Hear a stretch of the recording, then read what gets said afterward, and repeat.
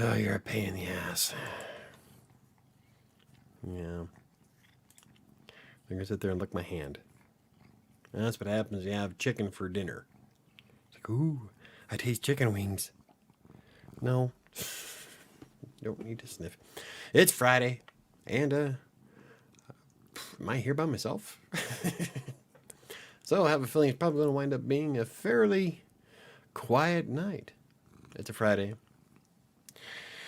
Yeah, the only reason why I had Fridays being podcast day was because I was the only day Chris was available. I can move him to wherever I want. I was thinking about moving to Wednesdays.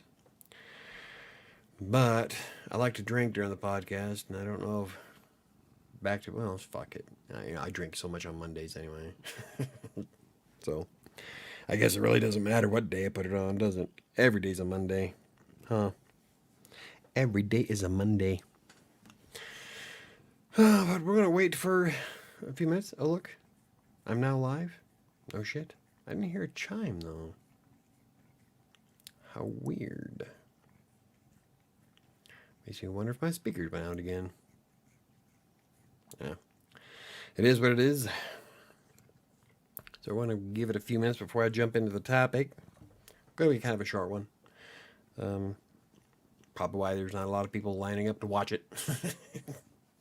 Nobody cares about freelance anymore, do they? Not really. We want to learn more about TextBroker, which I don't use anymore because I outgrew it. Yeah. Go find something else to do. She's going to be a pain in the ass. Yes, you are. Are you? Seriously? God damn it. Come here. Up here. Come on. Thank you. That works. Now lay down. She's not going to. She's going to be needy tonight. Yay. Only because I turned on the camera, huh? Yeah, she leaves me alone until the moment I sit down in my chair. As soon as I sit down in my chair and start talking, she has to, be involved. Anywho.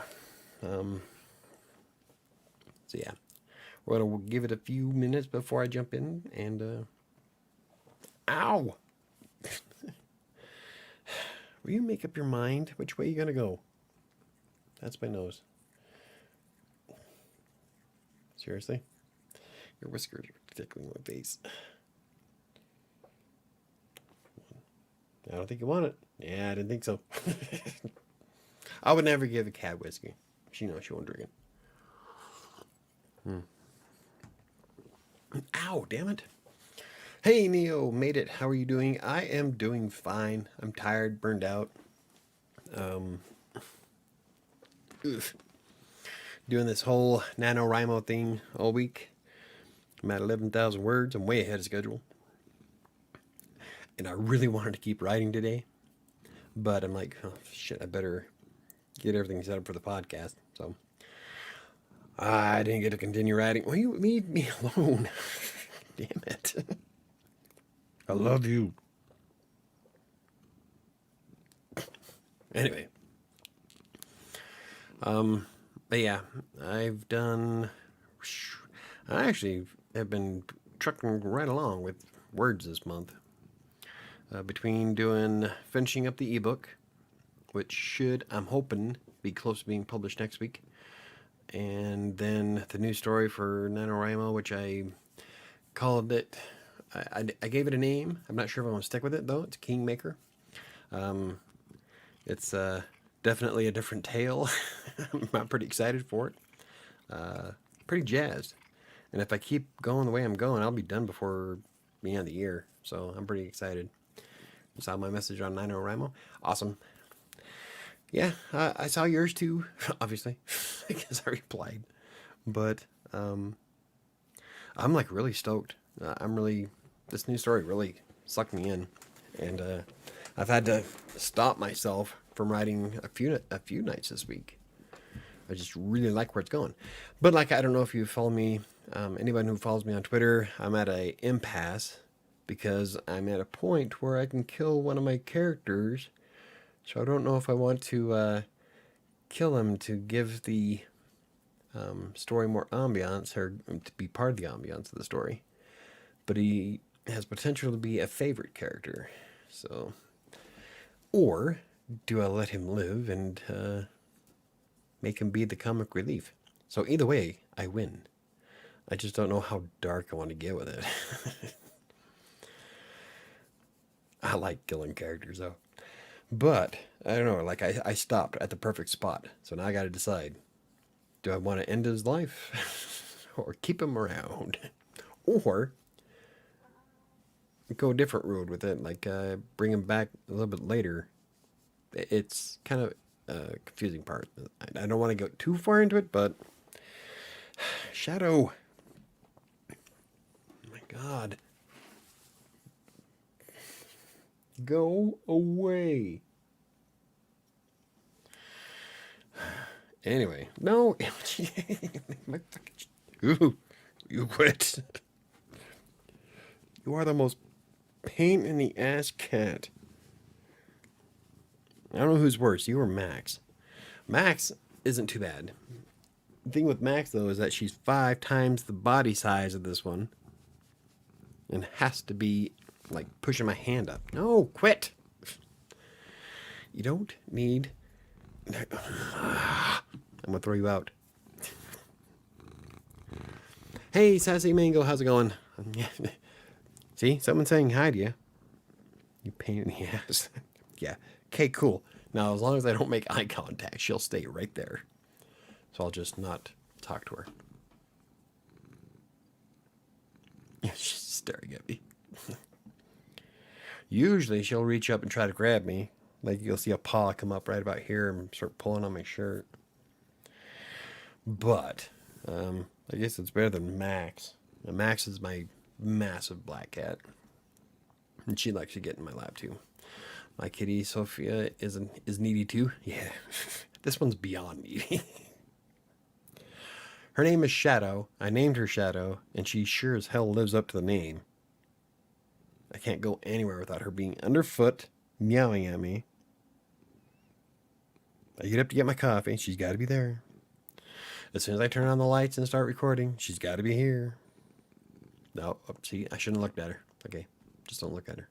It's all good. Anyway, what I was saying is that I want to be, I like where the story's going, but I'm like, I don't know if I want to kill this character off or keep him around, so... I don't know, I'll have to make up my mind, because I have to get back to writing it tomorrow, so... I don't know, I'm pretty excited about this. I'm writing it in a different style than I'm used to, so that's going to be a bit different. Yeah, I can tell you that I'm doing both. I'm writing it both in first person and in third person, so it's going to be it's definitely different.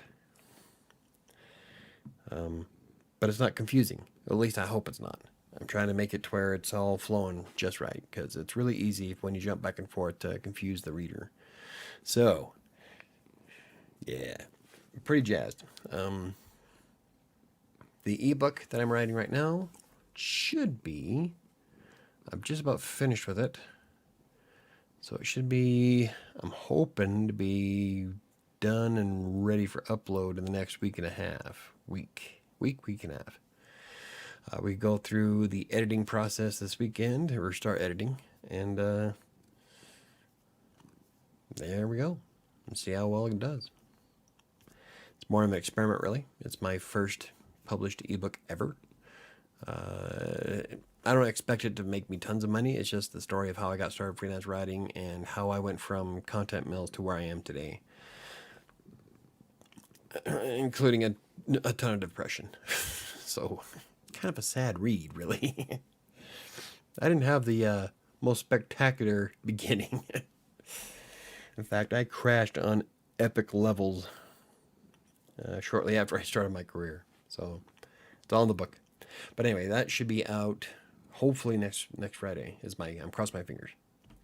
But wow, I've been putting so much effort into this new book. Pretty excited. Really, really excited. If you can't tell.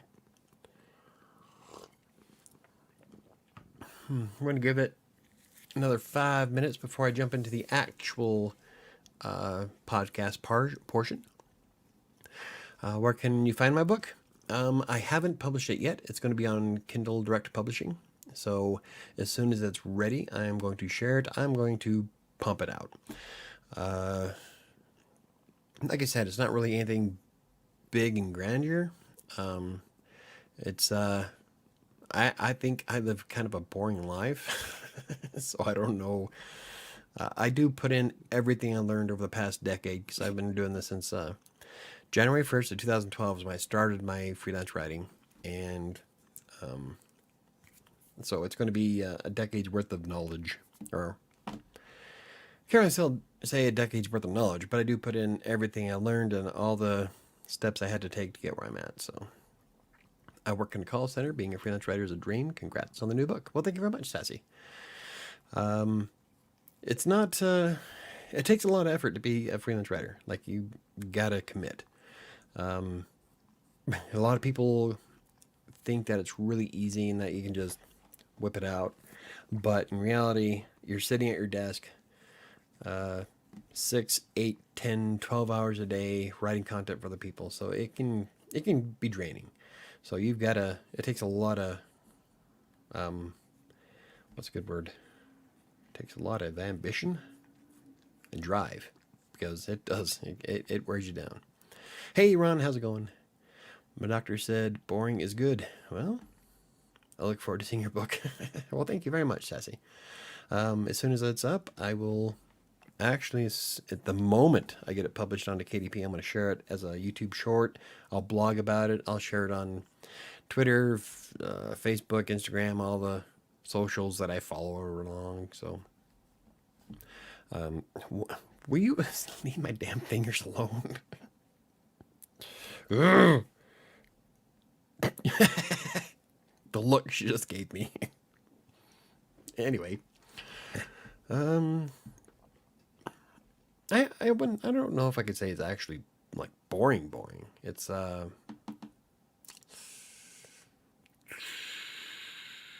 try to, well, I try to liven it up a bit.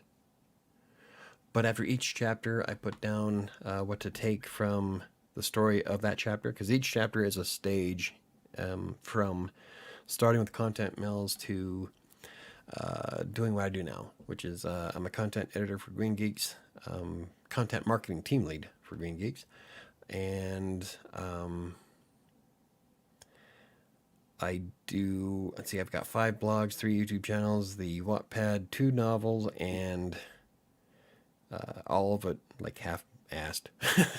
So, but so I go into all of that, why I have so many different things that I do, because my brain's wired that way. Just everything I've learned along their way. Kindle Create now takes RTF files. I uploaded my next ebook. Right on, in RTFs. Cool. I have mine at the moment saved as an ODT, which is what LibreOffice saves files as. I will be, I don't know, I'm thinking about, I'm going to just copy and paste it into Kindle Create as soon as we go through the editing. So, hey, Chris, what's up, peoples? And so, yeah, that's the goal, is this weekend we start editing, and I'm pretty excited. It should be out next Friday. If that's the case, that's what the podcast is going to be about. You've come a long way. You can be proud. Thank you for sharing your story. Well, thank you very much, Sassy. Actually, I have. I went from, like I mentioned this in the book, and I went from doing 1 or 2 articles on TextBroker every day, or tried to anyway, as a 3-star writer, and now I'm in charge of a writing team, and I've done quite a bit. I've got to go to word camps. I've gone to Kansas City. I did the word camp in Denver, Omaha. I can't wait till next year they start opening back up to live events, because I would love to do more word camps. I love WordCamp. WordCamp is kind of like a convention for WordPress users, for everywhere from basic understanding to advanced programming. And the talks are done by some amazing people. I've met some great, awesome folk at the Gourd Camp, and looking forward to doing that again. In RTF format this evening. Hopefully tomorrow I can upload that file to KDP. Cool, Ron. That's awesome. It makes 2 now that you have in such a short order. Ron's actually the person that got me going, thinking about doing an ebook in the first place, but life happened, and I kept putting it off until recently. Diana's here. I am out at a Day of the Dead festival. Oh, cool. The music is really loud, so I can't hear you. Oh, well, that's a bummer, but still, thank you for stopping by. I don't know why you're watching me instead of hanging out at the festival. I'm not riveting, that's for damn sure. But we're going to give it another few more minutes, and then we'll jump into the podcast part. And I'm drinking Fireball tonight, because that's what I do. And I'm running low on peanut butter and chocolate whiskey. So I'm saving that for Monday. No, I love Fireball. Oh. But anywho, yeah, I guess that's kind of what I'm going to be talking about tonight, actually. That you never know where, like, when I first started, no idea this is where I'd end up. I am weeks away from publishing my first book, and probably about 2 months away from publishing the second, which is going to be better of the two, I think. And then after that, I'm actually going to finish writing 7, which is my story on Wattpad, and that's going to be, I don't know if I want to try sending that to an agent or upload it as an ebook, but I am going to finish it no matter what. So that'll be after. I'll do that after this Nanowrimo project, I think. But I've been really jazzed and stoked and boom, doing some awesome shit. So okay, let's jump right into the topic of tonight. Bam. Why I don't freelance as much today as I used to. Like when I first started back in 2012, January 1st of 2012, I was writing for Content Mills. I started off with Text Broker, and that was one of the easiest ways to get into writing. I had no idea what I was doing. No idea how to handle AP style English. I never had to deal with writing clients before. Before that, I owned my computer business, and so I've dealt with people before, public, but never in a remote setting where I was getting clients from all around the world. So it was different. But yeah, I started off with Text Broker, and I bet you're saying anywho. Oh, I hate you say anywho all the time. But I started with Text Broker, I was writing maybe 1 or 2 articles a day if there was work available as a 3-star. And as a 3-star in Text Broker, back then the work was kind of thin. So I had to make do with what I was doing. At that time, I was working for the school district as a network technician, not the administrator, just a technician, and making $8 an hour. Yeah, even back then, that was 2011. That's when I started with the school district, and you'd think that even back then that I'd make more than that. And I would have if I went to Denver, but at this time I lived in Sterling, which is 150 miles north of Denver. So the drive back and forth just really isn't ideal to make any kind of money. So, but the Content Mills played an integral role in where I am today. Actually, if it wasn't for Text Broker, I would not be here in front of you today. Mostly because 70% of the traffic that comes to my YouTube channel is for the Text Broker videos. So, which is fine, I'm an expert, but I am more than Text Broker. But that's what happens when you don't make videos on anything else, which I need to get back into doing. But anyway, I was able to make enough money and quit the school district in 2013. And that was the last time I ever worked for a traditional job. I've been a freelancer ever since, and I have done some amazing pieces that I will never be able to claim because it was all ghostwriting. So that means that I would publish the piece, or not publish, I would sell the piece, and then the client would pay me for it, and at that point, they gain all the credit. They get all the, they can put their name on it, they can do whatever the hell they want to it. I no longer have access or claim to anything the client buys, which is kind of a bummer because I've done some amazing stuff. But over the years, I've been exposed to a variety of awesome things. I kind of talked about this before the podcast, which is going to word camps on behalf of Green Geeks, which I really hope that we'll get back to doing soon because I love doing the word camps. I've met some amazing people and bloggers of all skill levels. I've met the speakers at the word camps are amazing. They had some great information. One of them actually kind of kindled the fire for the podcast in the first place. And then one of my friends here, Chris Desitoff, talked me into doing one last year. And then we finally got around to doing it this year. Now I'm doing it by myself. That's right. It's all good.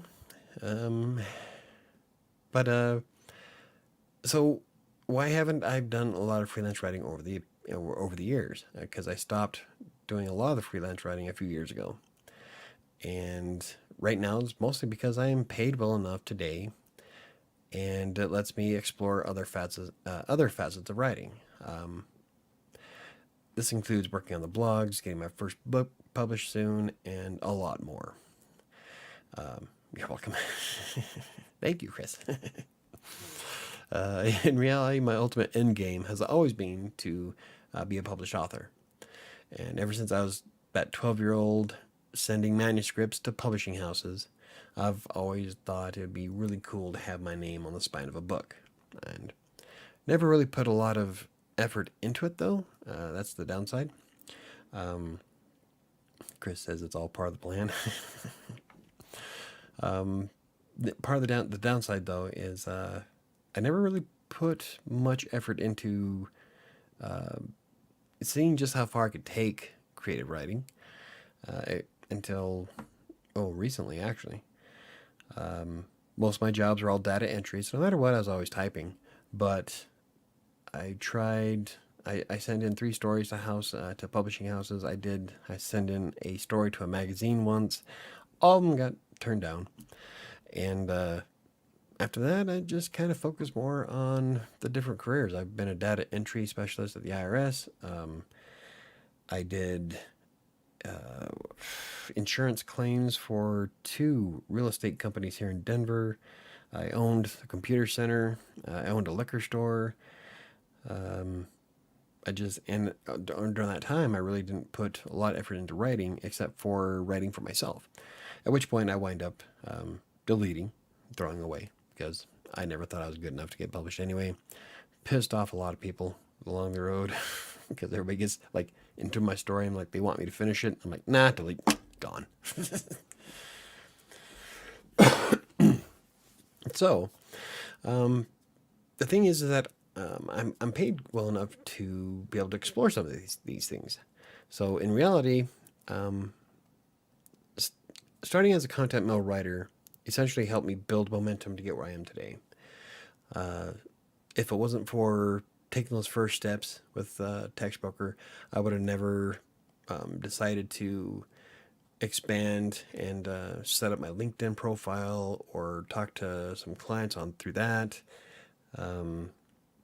It really did kickstart a lot of stuff. Unfortunately, it all started during one of the worst, darkest periods of my life, but here I am. So there's always that. But although I did progress a bit slower than many other successful writers out there, I was still able to pay the bills. I was paying rent at the time, and then now I'm paying the mortgage with what I make. And a lot of the issues I had in the past were based on imposter syndrome.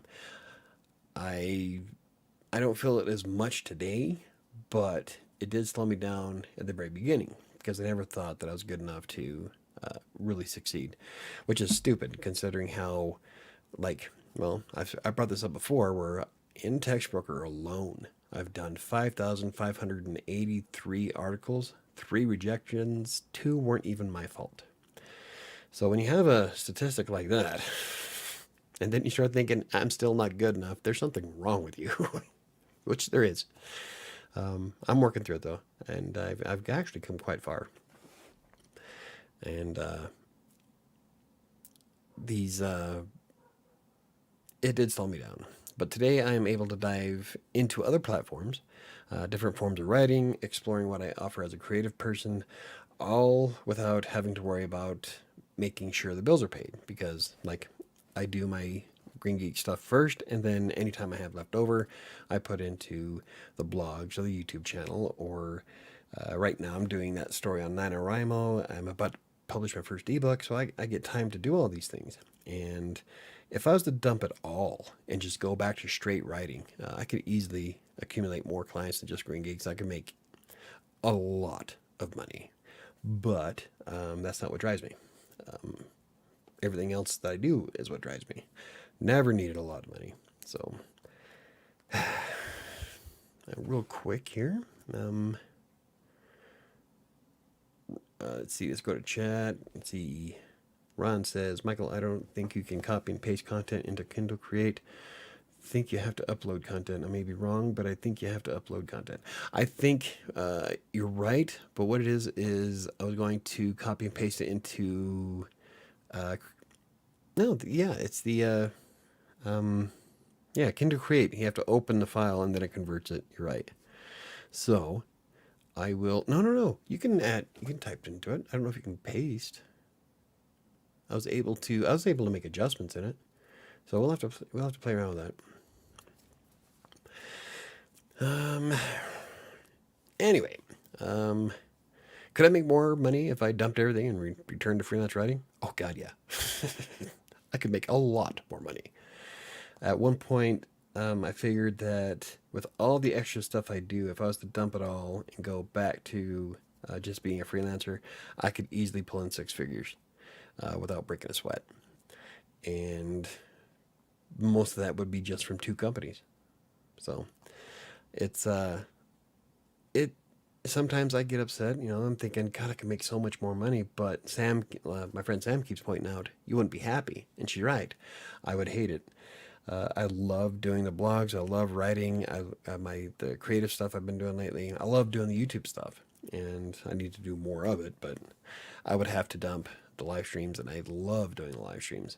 So sometimes it's not always about money, and I never have been. I've always been pretty simple.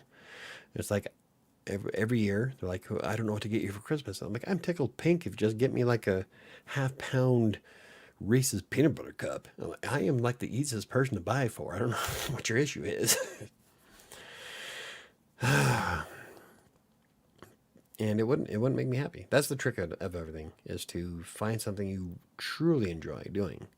And yeah, don't get me wrong, I would love to go out and be able to buy a Corvette or have a nice house, but well, my house is nice. I would love a big house.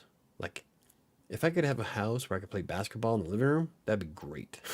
That's how big I love open spaces. But it's not what drives me. So if it happens, it happens. If not, it doesn't. I'm happy either way. I enjoy trying new things, seeing what works, getting excited. Like, if I see a $4 day in AdSense, I'm like, I've wet myself. It's like, woo!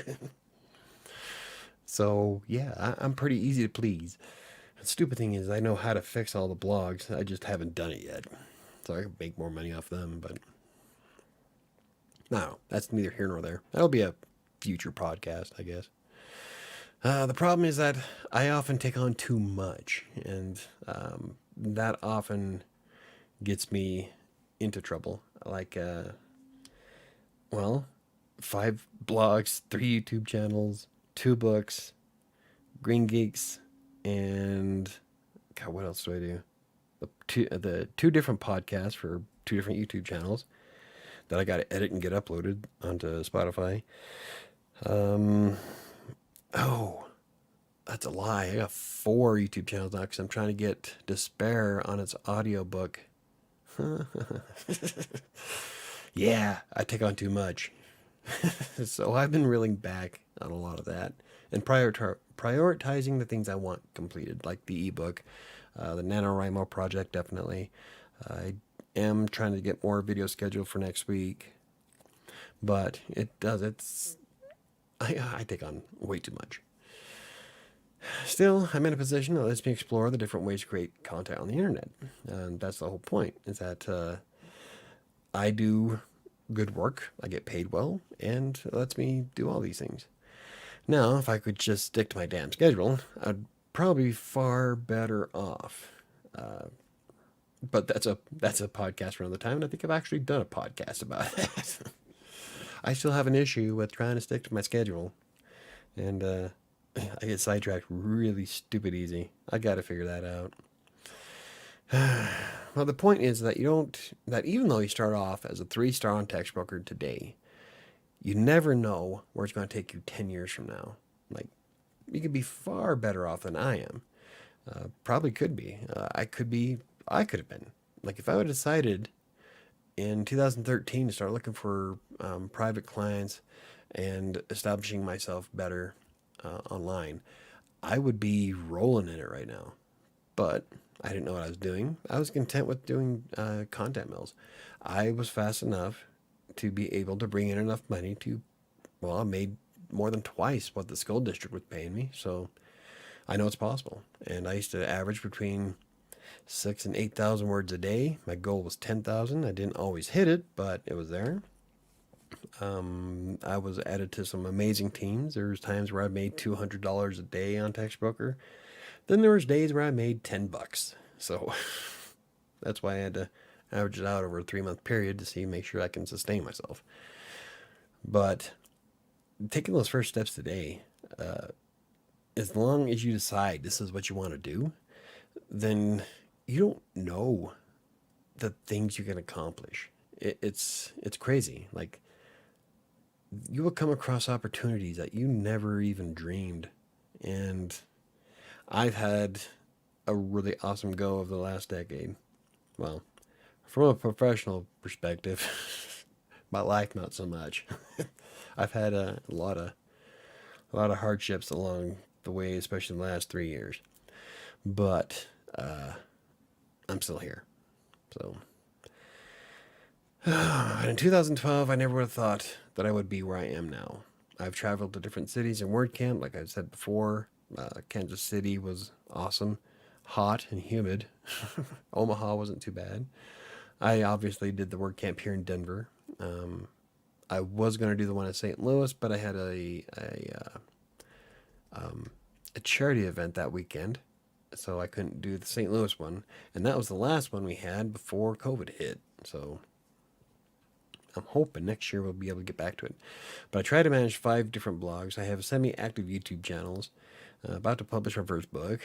Help a lot of people get started on their own writing, or their own paths to writing. And that's really all I wanted to do, is help people.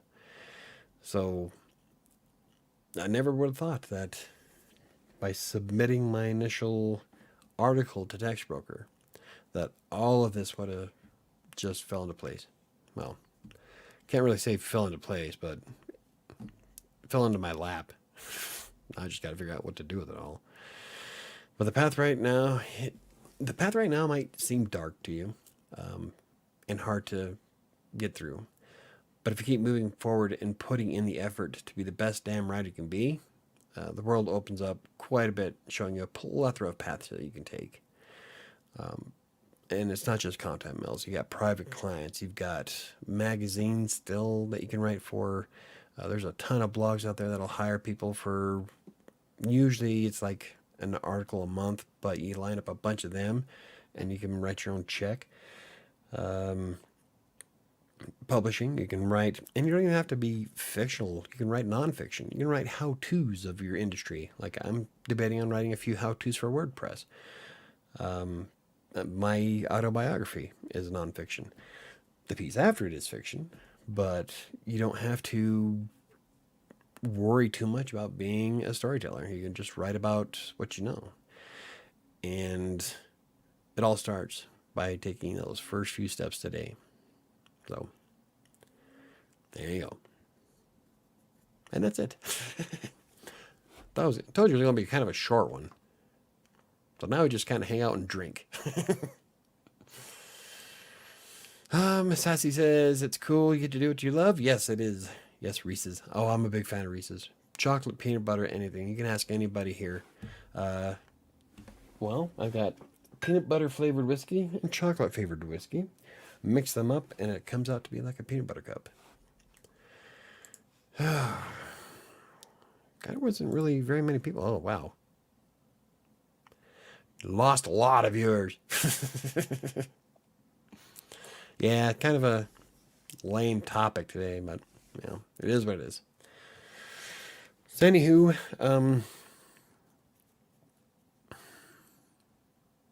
yeah. Don't know if we're going to be on very long. Like last weekend, was it last weekend? Somebody talked me into staying up until like 10:30. Like 3.5 hour stream. It might have been last weekend. I know who it was, but I can't remember when it was. I know that I was up till 10:30 this last Monday, because I do a live stream on Monday as well. The live streams on Mondays are just kind of just to hang out, just to have fun, start off our week.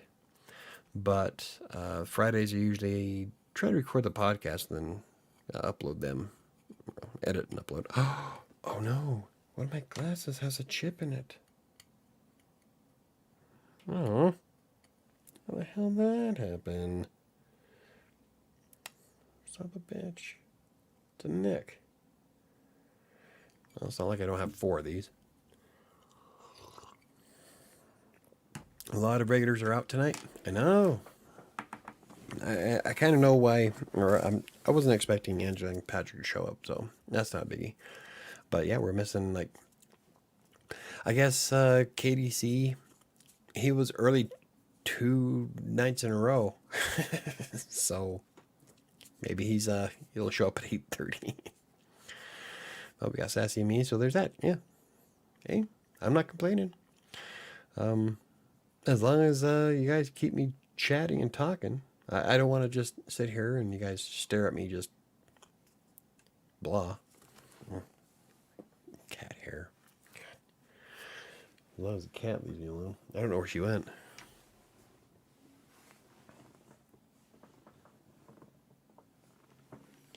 That's okay. Maybe she's sleeping. Let's see if I can slide up. There we go. Oh. I'm pretty excited about this, though.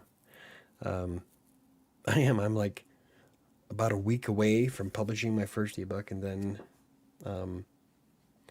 really excited about this new story. In fact, Sam's going to start reading it this week. I want to make sure that it's not too confusing. Like I said before, it's written in first and third person, so it goes back and forth a bit. But it's because it's the narrator telling a story, and so I just want to make sure that's not too confusing. So just keep drinking and everything will be okay. Yeah. And here I am drinking Sleepy Time. I miss booze. Sleepy Time's awesome. I love Sleepy Time. I had some Sleepy Time last night and night before. What I've been doing is, since my computer now is here a foot away from my bed, I can turn on my my rain sounds that are on YouTube. Like, I found a couple of really good ones, thunderstorms, and so I'm like, oh, puts me right the fuck out. It's great. Yeah, man, you're jamming on Nanowrimo? Yes, I am. 11,000 words into it. I'm on page 35, and according to Nanowrimo's website, I'm going to be done by the 22nd. But I'm aiming for a book that is 250 pages. Now, my mom's book is 300 334, and Night Shift by Stephen King is 335. So I was thinking, I don't know if I can push it that far, but I'm definitely going to aim for 250. And I'll probably increase it as I go because I'm just ripping through it. The story is like, the story sucked me in. I just want to write. If I could get paid to just finish my book, that's all I would do. It's really, yeah, it got me going. It's got me in a good place. I'm excited for it. See, Ron's here, Neo's here. See, there we go. Party. Yeah, Neo, Chris, Ron, Sassy. Diane, is that a thing? Yeah. But I never really thought that Fridays were going to do very well anyway. Mostly because like people go out and do, well, normal people go out and do stuff. But I have no life. I don't have any friends, so you are my only friends.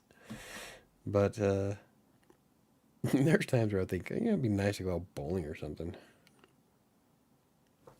Yeah, it is what it is. Oh, that means I'd have to leave. Hey, there's Patrick's here after all. Wasn't sure if you guys want to show up. So, you know. I am behind on Nanowrimo. I'll be at 3,500 at the most before midnight. I'm trying not to be a perfectionist. Yeah, like I said on that website, because Neo is my buddy on Nanowrimo, and if you want to join us, you can sign up with nanowrimo.org and add me as your buddy.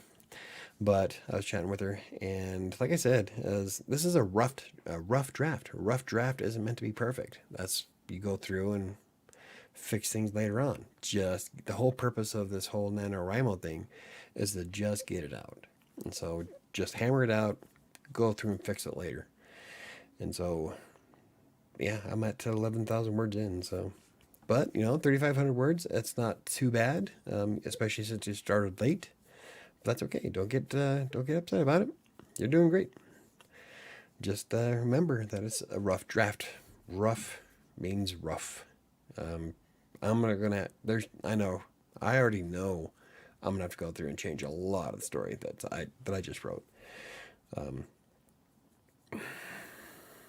I got to fix the formatting too. Like, I have an idea of what I want it to look like in the book, so I have to go through and fix some of that. But that's going to be after the rough draft. Do the first draft of it, get it out there, and that way you can make changes later. But I think I'm going to continue with it even after the 50,000 words. I'm going to set up, if it expires, I'm going to set up a new goal to finish the book. And I think I'm going to maintain the 2,000 words a day. Like right now, average 2,250. And that's on top of the ebook and Green Geek's work. And I did do a couple of blog posts this week. So, I don't know. There's if I can just stick to my damn schedule, everything would work so well. And I haven't lost by having gained. It's been 4 weeks, and I haven't lost a damn pound. This week has kind of sucked ass too. It's just been kind of crappy all around, I guess. But I'm gonna keep going with it. I'm gonna keep trying. It gives me 8 weeks. I can still get to my goal weight in 8 weeks. I'm half tempted to go back on keto with Sam because I could drop it wicked fast. Hey Angela, hey guys, Mama's here too. Awesome. Yeah, we just did the podcast part, which is essentially why I don't freelance much anymore. Talking about my first ebook. Hopefully, will be out Friday, and my next novel is coming along nicely. I'm like 11,000 words into it, 35 pages. So I'm pretty jazzed. At the rate I'm going with it, I should be done writing before the end of the year. And then Sam and I will edit it and slap it up on Kindle. Depends on how much I have to edit. maybe in the middle of January. Then after that, I am going to finish 7. So I am I'm on a roll ish. So, but yeah, I'm just trying to keep busy as well. But yeah, so I'm trying to get the Nanowrimo project done, the 50,000 words, before I head to Utah. And at the rate I'm going, I should be done on the 22nd, which is that Monday, if I believe. Yeah. And then I plan on leaving either Tuesday night or Wednesday morning and being in Utah for 5 days and come back Sunday. So, it's going to be one of my longer vacations, that's for sure. But we're all pretty excited. It's going to be me and the kids driving to Utah in the Impala and trying not to strangle everybody. It's going to be my 2 girls, my oldest boy, and then Sam should be able to fly out Friday after work.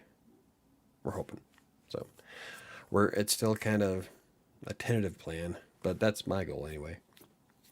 Is to be done with NaNoWriMo just before I head to Utah for Thanksgiving, so I don't have to worry about it. I'm gonna try to get as much work as I can done, so I don't have to mess with that. But the way my business is, I might have to tackle some shit while I'm there anyway. So, but my job's pretty easy. It's not too bad, so it'll be all good. Hello, my son. Love you so much. Love you too, Mom. And we will be there. Unfortunately, we really wanted to be there on Monday, but the way things are going, I just can't get out. So, but we're set in stone, coming down, even if I don't have a license. That's a long story. I have a license ish. It's an instruction permit. It's the same license my 16-year-old has. But we're trying to get. I have to take a driving test because, long story, but because of COVID, nobody was open, so I can't take the damn test, and so we got to set appointments and schedules and shit. And if I want to save $10, I can use the Impala, but the Impala is such a trash heap right now. We have to scrub it down. Hey, and Diana's here. I'm here for real. Awesome.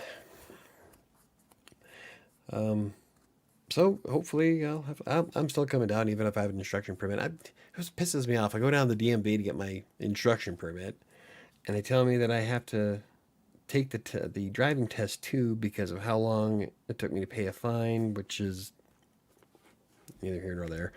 But I'm looking at her and thinking, seriously, I've been driving longer than most of you fuckers have been alive.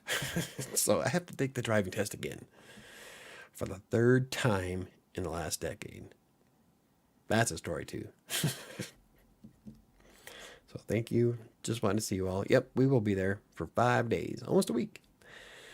I would stay longer, but I have to get back before that following Monday. So, but yeah, I still plan on doing the podcast there from Utah with Mom, and we can talk about her book and what her plans are for the future. Well, I'm gonna promote the shit out of it, and so yeah, make sure you stay tuned for that. That'll be Black Friday, no less. Kind of fitting, in a way.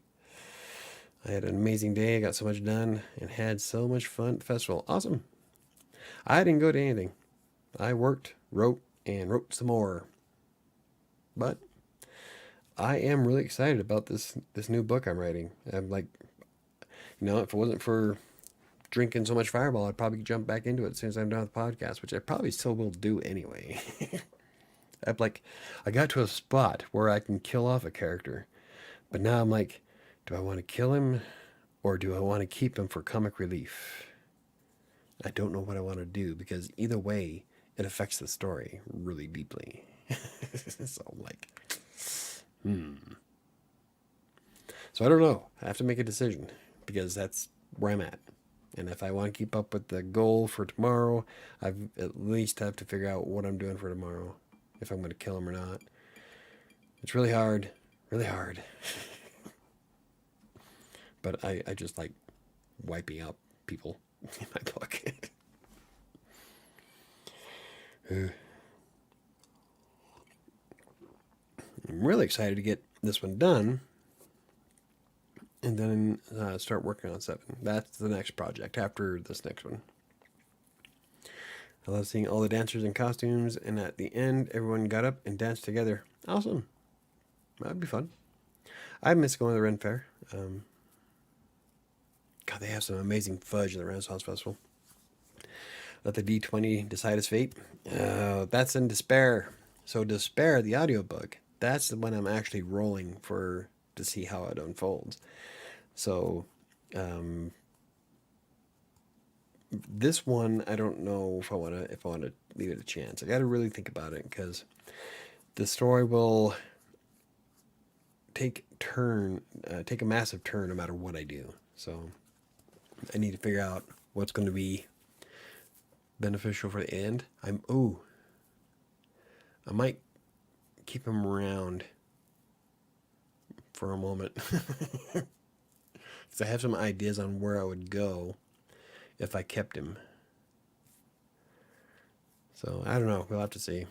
I'm pretty excited. I don't want to go too far into it because it's going to be it'll be out soon. So and rolling the dice to decide the fate of a character might be a fun BTS video. I'm telling you, I have Despair, my audiobook, is all done in 2nd edition Dungeons and Dragons. I have character sheets rolled out for them. I've got the dice all set up and ready to go.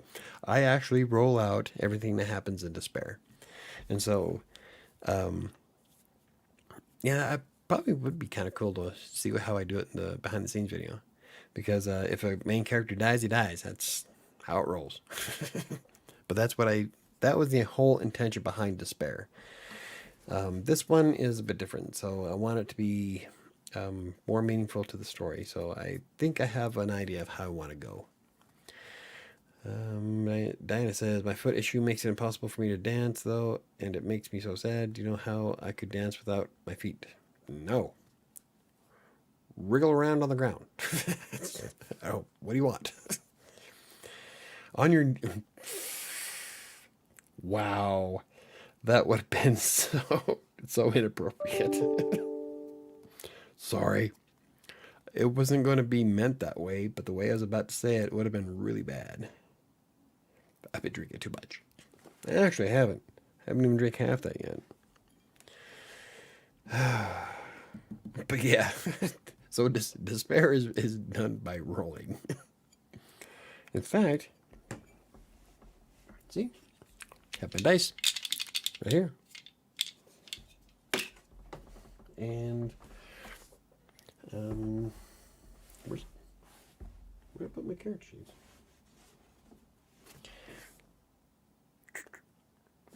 What the hell did I do with them? Son of a bitch.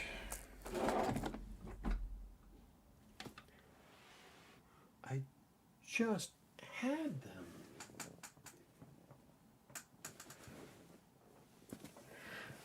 I don't know where they're at. I'll find them when I do the BTS. If you ever decide to slip me in as one of your character in a book, feel free to kill me off in the most glorious way for closure.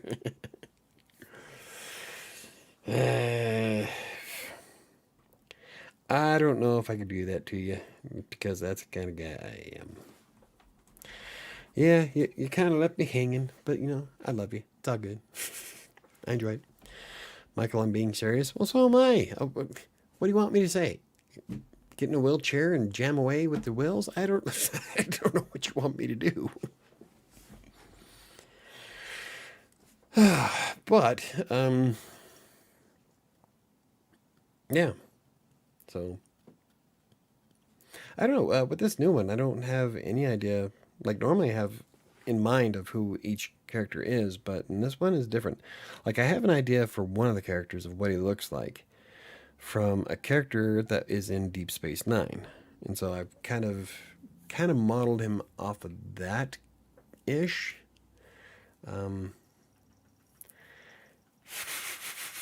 One of the characters in Despair I get from a modeled after The Witcher. God damn it, Max. You were just sleeping. I'm not petting you. It's not going to happen. Nope. No, now she's going to lay on my arm, so now I can't move it. So now I can't grab my drink. That's awesome. Fucking cat. Okay, you are way too big to be doing this shit, Max. This is 20 pounds of fur. What are you doing?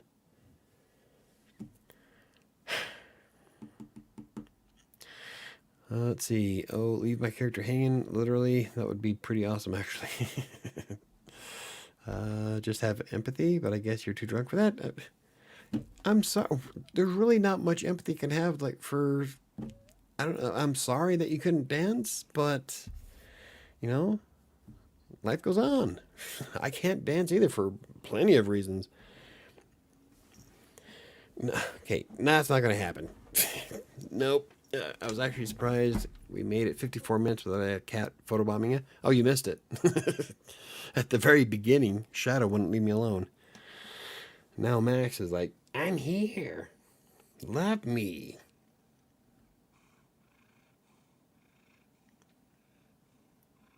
Really?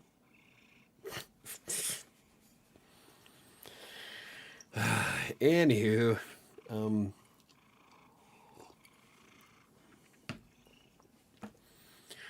what else are we doing? God, today's podcast was really short. I don't know. I guess that was my fault because I was like, I didn't come up with the topic until like first thing this morning. And even then, it was like, I wrote it and then thought that sucked. So I redid another one. And unfortunately, that one sucked too. Sometimes it happens. It's hit or miss. But I'm hoping to get more videos out. Actual videos out. Otherwise, it'll be January, estimated, when I'll have enough watch time for YouTube to actually pay me my $10 a month. You know, it's more than I had now. I just want the cool tools that come with it. Damn it, Max. Right. Grr. So, yeah. That's what I've been up to this week. I really wanted to do more videos, but I got really sucked into this new story, and yeah, I really, really like it. Never done anything like it before. It's fantasy horror / supernatural, but the style in which I'm writing it, I've never done before. So I'm pretty jazzed about it, especially since this one's actually going to be published, and so this isn't going to be some story that I slap on Wattpad and cross my fingers that people read it. This is actually going to be purchasable. I'm gonna start building my library, probably on michaelbrockbank.com, for books that I sell. I would do it on WriterSanctuary, but I think michaelbrockbank.com would probably be the better of all of them that I have, simply because WriterSanctuary focuses more on the writing aspect of it, but I don't have anything monetized on my main website, so, and it's my name. So if you're looking for books from me, that's where you'll find them. Huh. So that's a good idea, I think. We are going to be changing the theme of it, though. Yeah.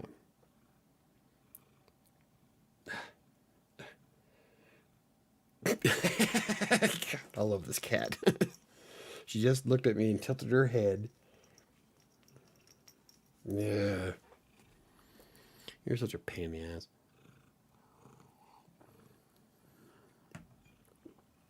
How are you going to promote your Kindle ebook? For now, I don't know if I want to promote the autobiography, Mostly because I still have an issue thinking that it's going to be a worthwhile read to anybody who, uh, anybody. So I'm like I said, I'm not thinking I'm going to be making it rich off this one, but it's more of a tool to see how everything works, write some blog posts, maybe figure out some strategies, but definitely going to start looking into that this week. More than likely, it's going to be off my website. I'll probably do some promotional banners on WriterSanctuary and michaelbrockbank.com, uh, Twitter, probably Goodreads. I'm not sure. So there's quite a bit that I got to go through still. I think putting out a bunch of books going forward is a great idea. Um, yeah, I think I'm just gonna keep writing. I love it. I forgot how much I miss creative writing. Um, this whole week has just been awesome for me.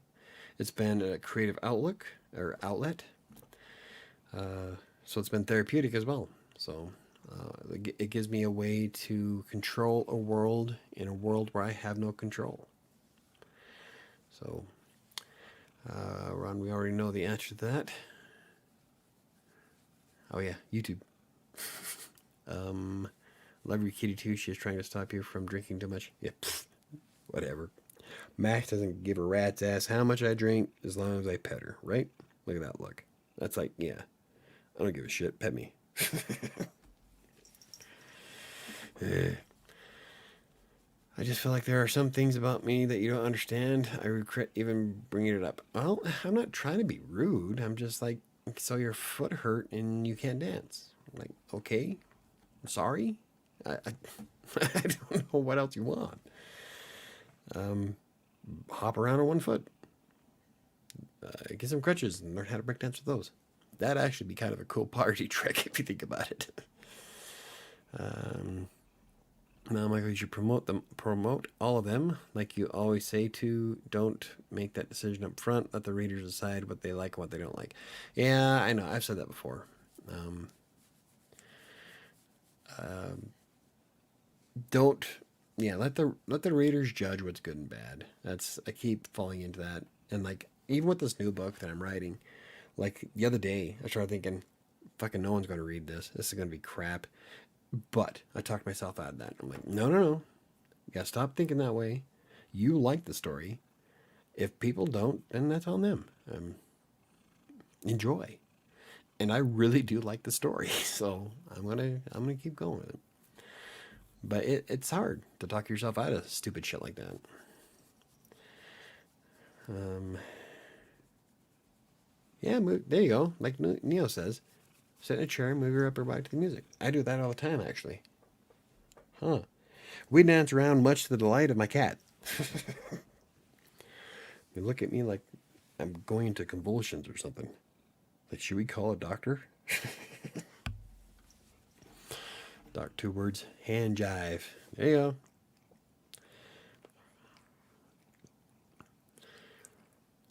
go. All I want is for someone to listen and say, I'm sorry, that's the way it is.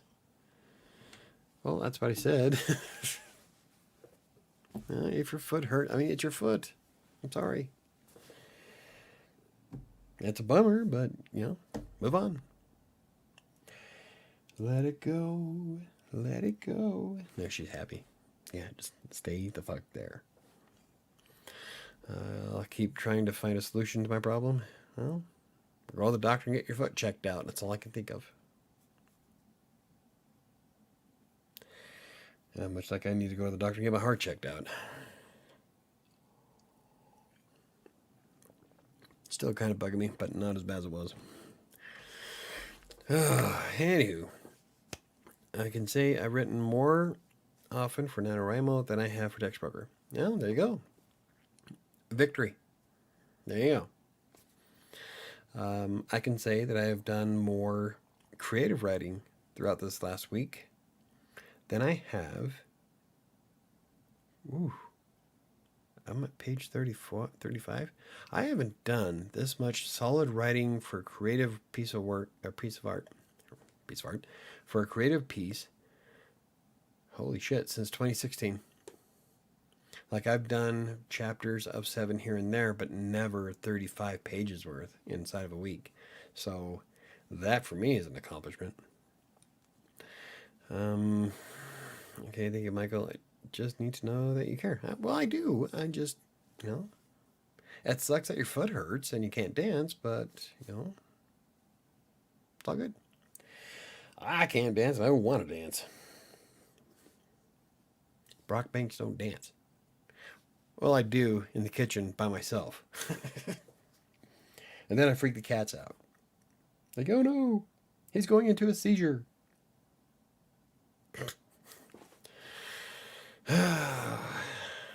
But you know, I like to sit here and I jam out sometimes, get excited and do a little groove. I am like, I think what it is though is that Nanowrimo.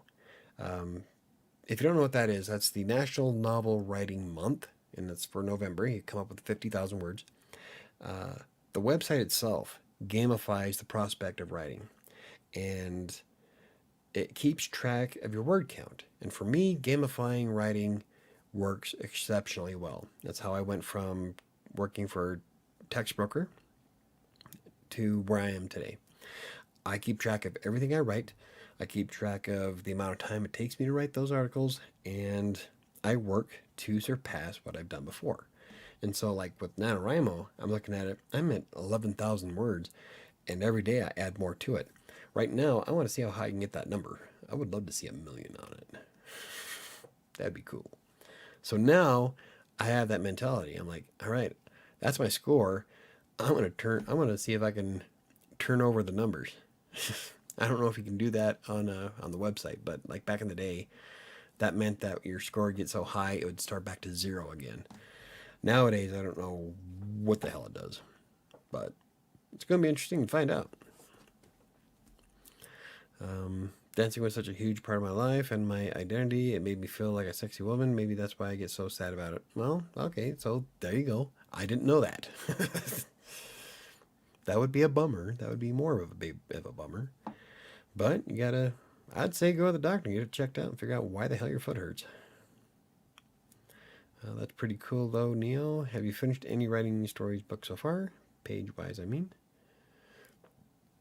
I have started 3 stories but had not finished them. Me too. I only have 2 finished published things right now. That is Predator and Prey and Beginning of the End, both on Wattpad. Both of them were 3,000 word short stories that I wrote for contests.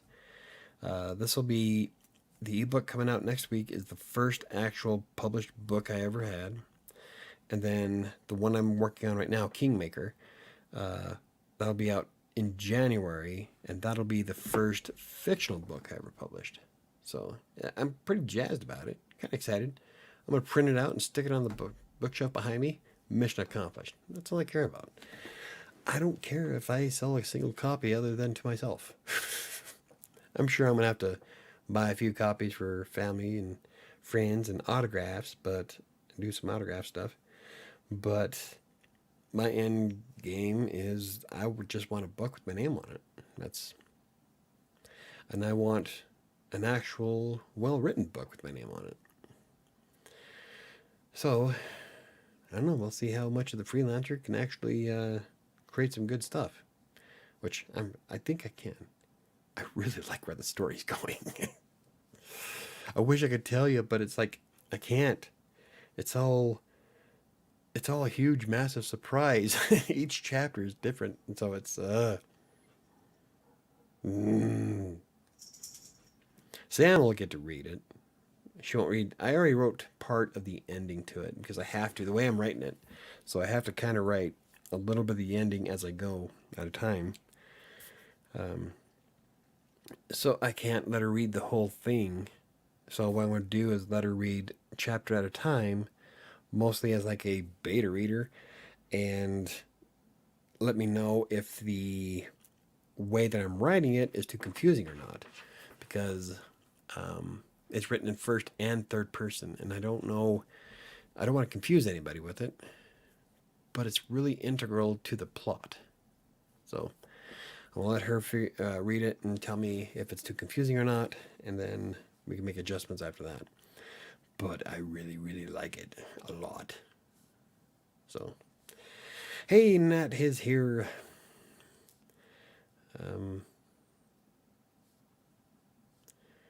Okay, whoa, well, I must be way behind. Neil, pretty soon you'll be tied with Michael? Yeah. I don't know. Michael can crank out some content. I don't think I could do a whole novel, but written short stories was more realistic than writing poetry. There you go. Short stories. There's nothing wrong with short stories. One of my favorite books by Stephen King is Night Shift, and that's all that is short stories. And so, run with it. Michael went to the doctors for years, but no one was able to help me. It's just the way it is. Anyway, sorry to ruin the mood. It's all right, Diana. You didn't ruin the mood. It's a bummer that you can't figure out a problem for your foot, though. Hey, Nat, do you got anything you're working on? Nat did her mystery recently. I'm working on some stuff, but it's being slowly. Yep. Hands down, Michael will have me beat. Yeah, I have a lot of people beat at the moment. But when I get into a story, I just go. There's no stopping me. And well, I have to stop. Like I would have kept. I'd still be writing right now if it wasn't for the podcast. Like 5:45 rolled around. I'm like, shit, I better stop. I'm like, I still need to get everything set up. But I get going, and it could be. There were times when I was writing 7 at the very beginning. I would be up until like 2 or 3 in the morning, just really wanting to keep going. I'm like, fuck, I gotta get to sleep. I gotta work in the morning. So it depends on the story, really. I'm really excited to finish this one and then get started on 7. And I would love to have 7 completely done before my birthday. And at the rate I'm going with this one, it might be way before then. But you're right, Michael. Life goes on, and maybe I can still be a sexy woman. Yeah, you don't have to be a dancer to be sexy. I expect a most exceptional Christmas lights display this year from all of you. I need this. Oh yeah, we're getting there. Arabeth is excited to climb your tree. She's for the past month. She's been saying she's big enough to climb the tree now to hang your lights. So she's pretty jazzed. Yeah, but I did come up with one new horror idea. It's just a blurb for now, but it may turn into a short story. I'm an atheist. No Christmas lights here. Bummer. I'm telling you, I'm a big Christmas fan.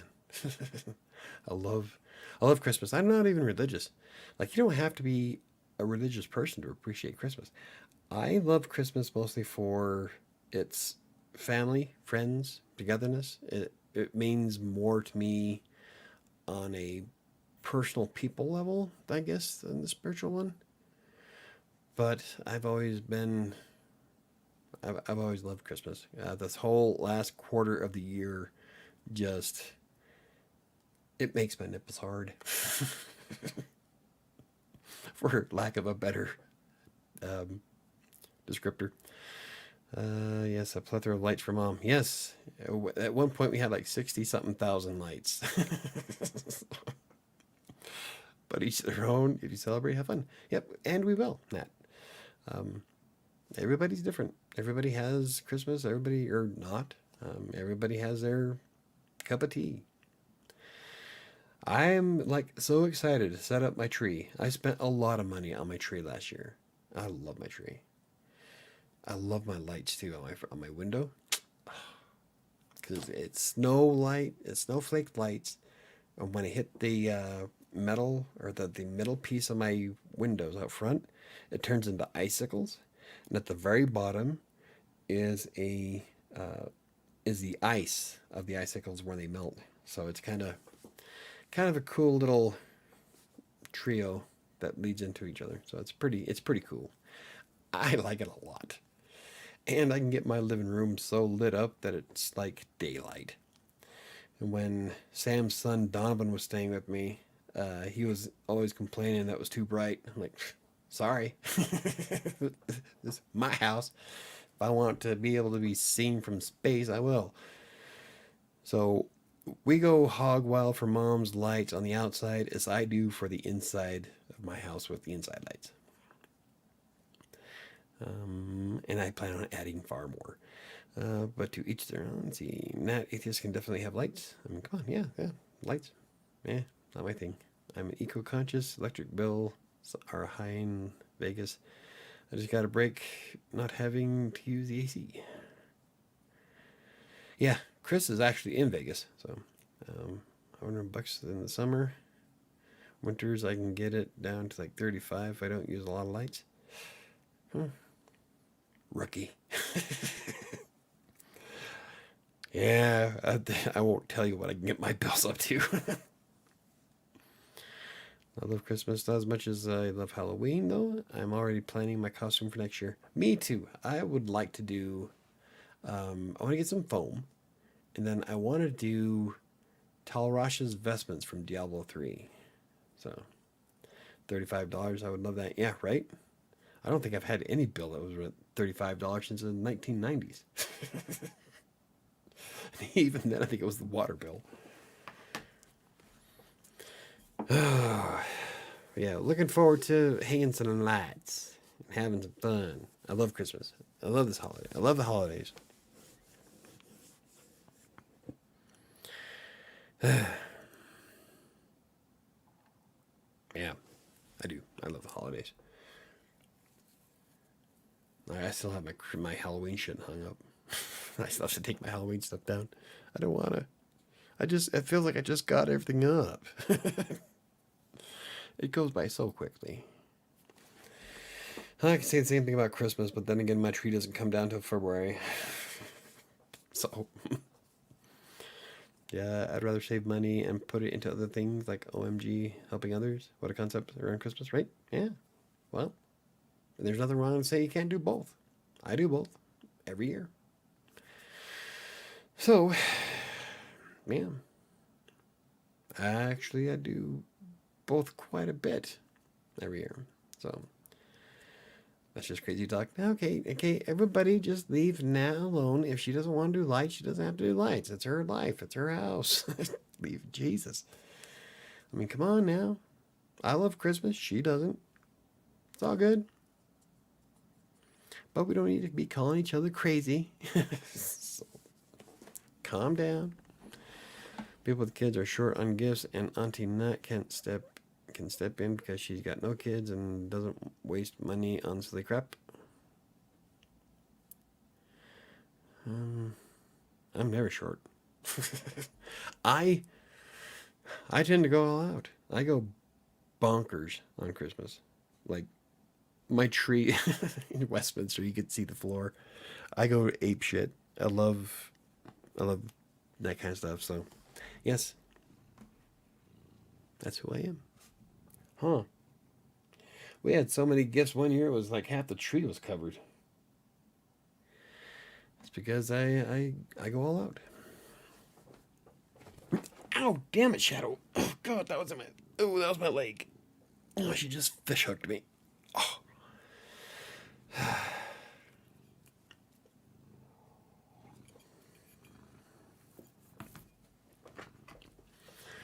Oh. Yeah. Anywho, what else? I really want to get more videos going out.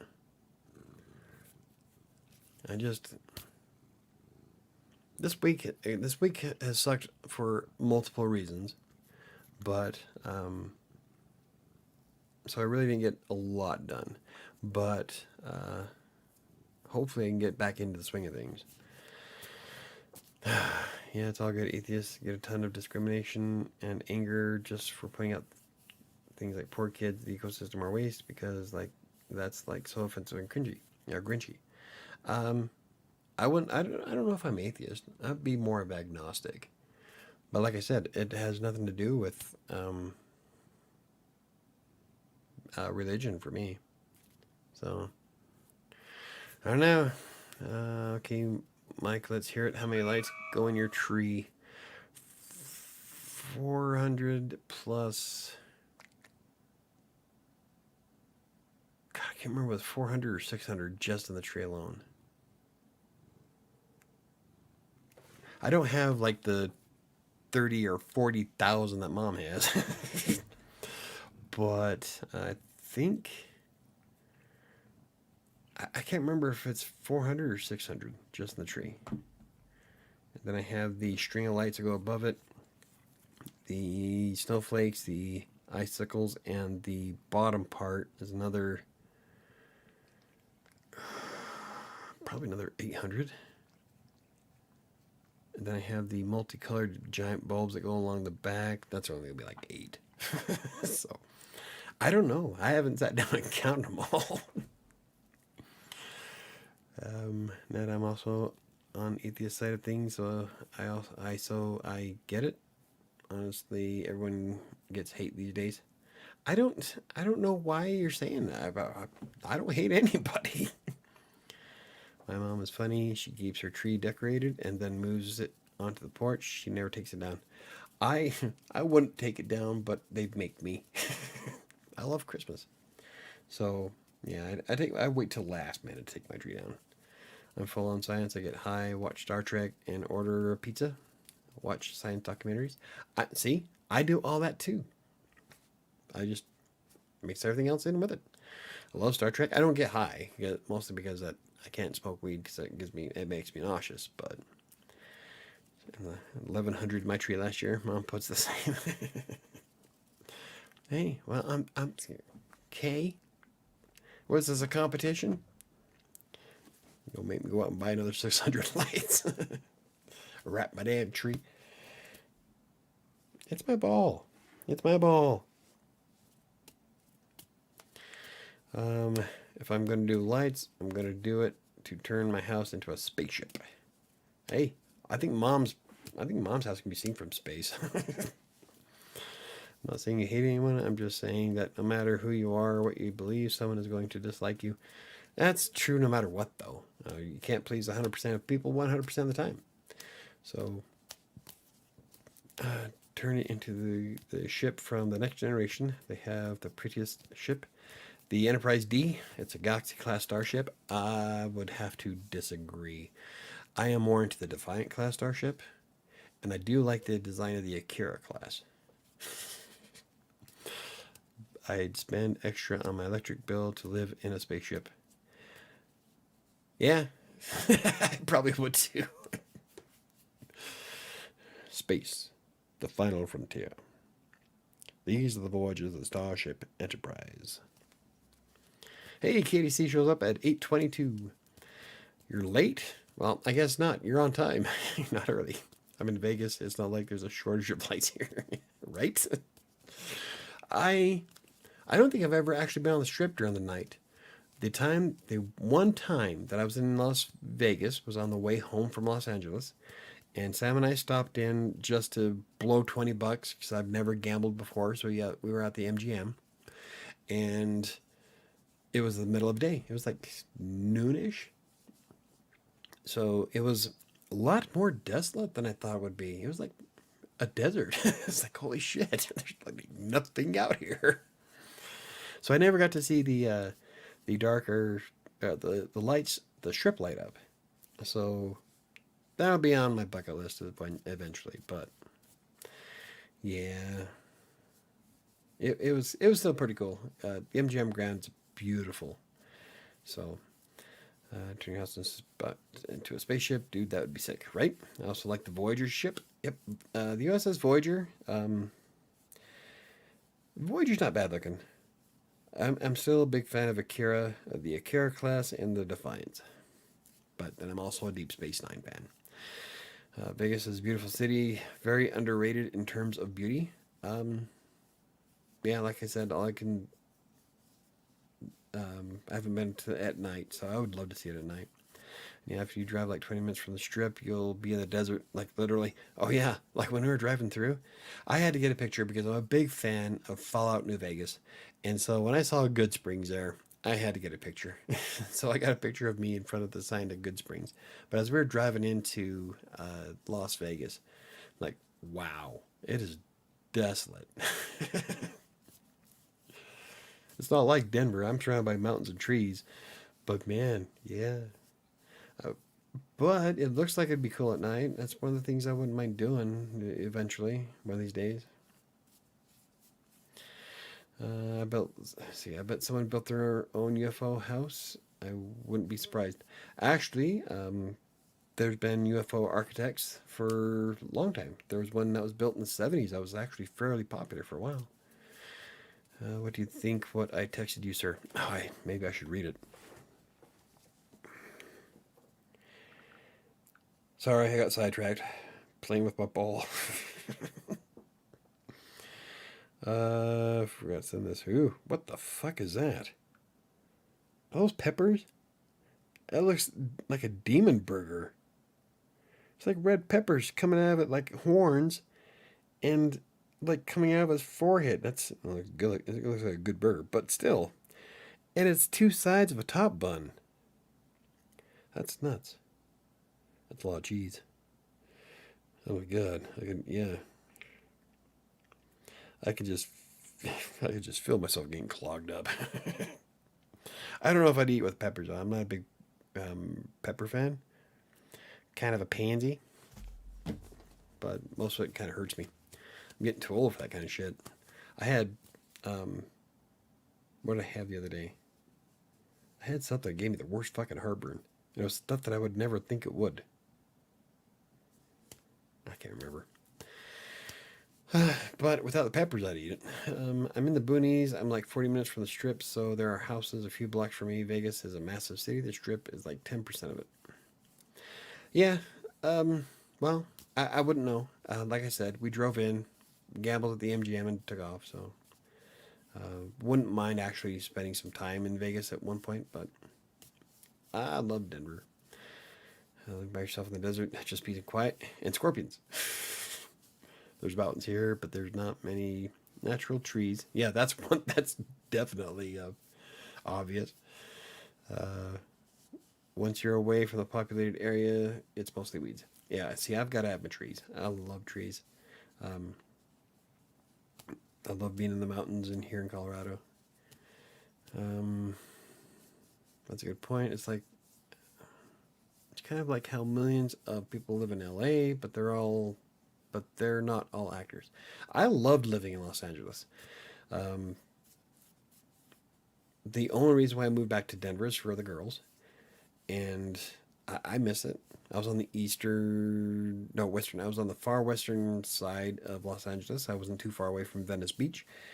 Um, I could walk up to the metro and take a quick 10-minute train ride to um, the Santa Monica Pier. Santa Monica is a beautiful city, and I miss it.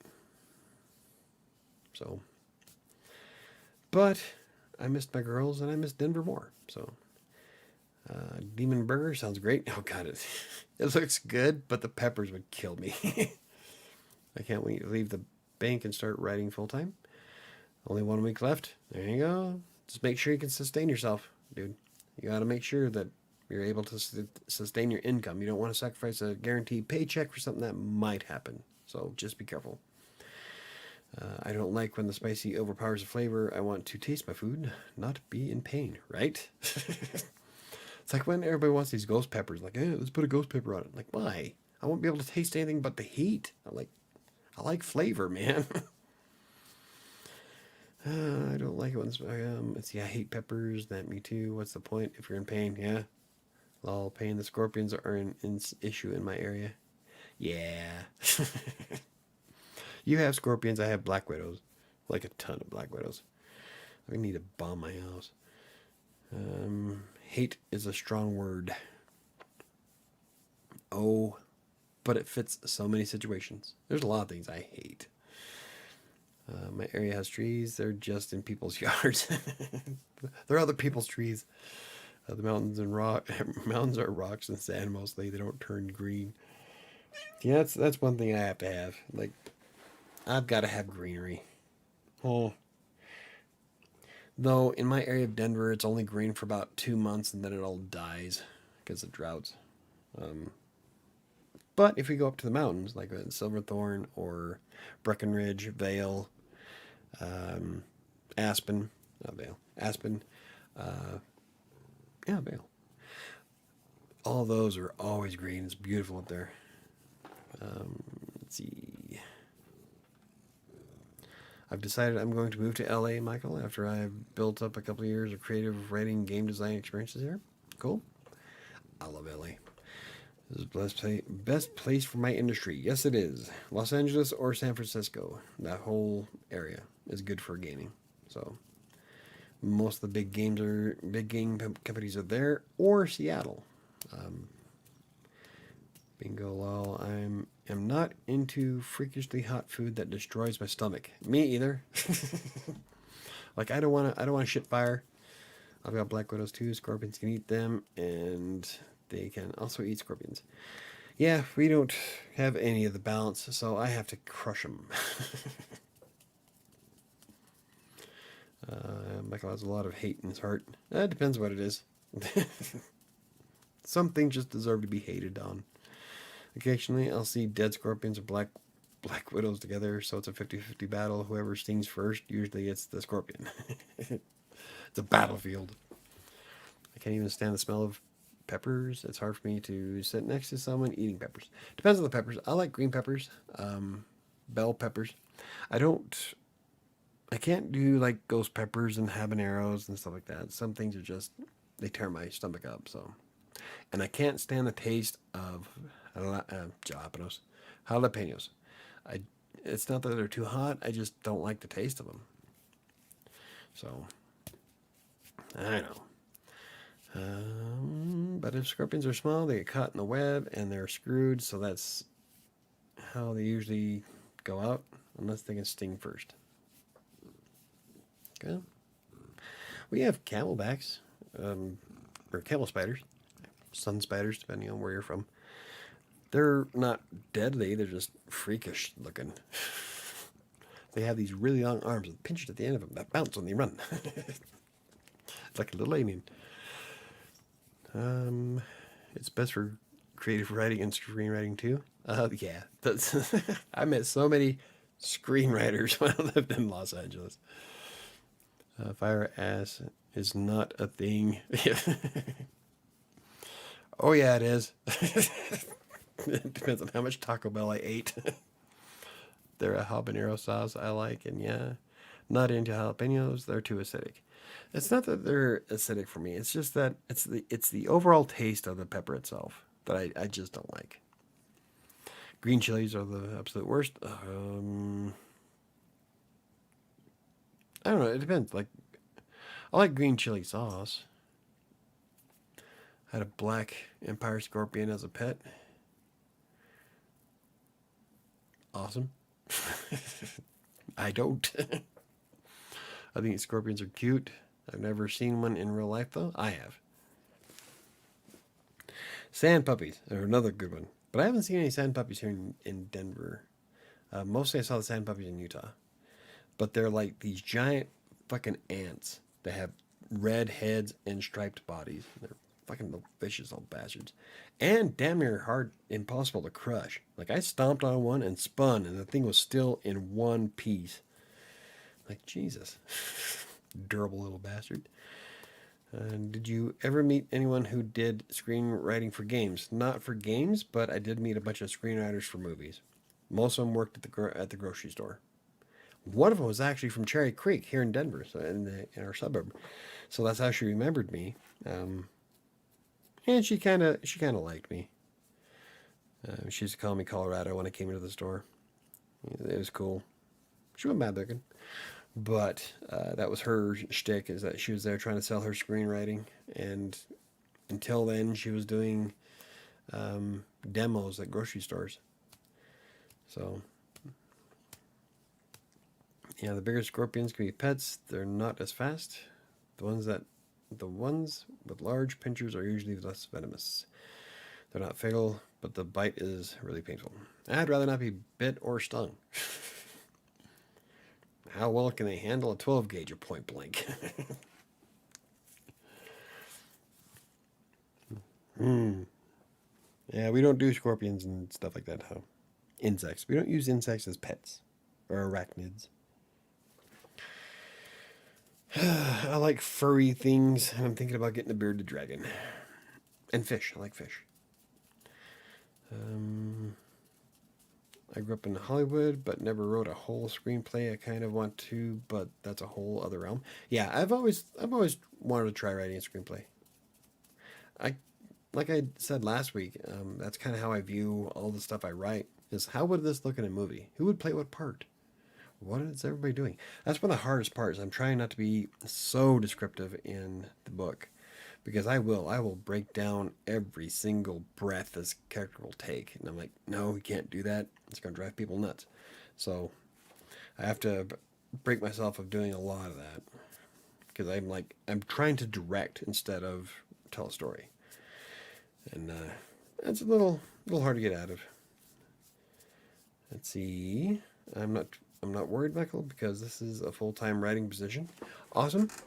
As long as you're able to sustain yourself, man. Just make sure that it is full-time. Um, a lot of people get screwed, so it doesn't hurt to have a fallback position. Have a plan B.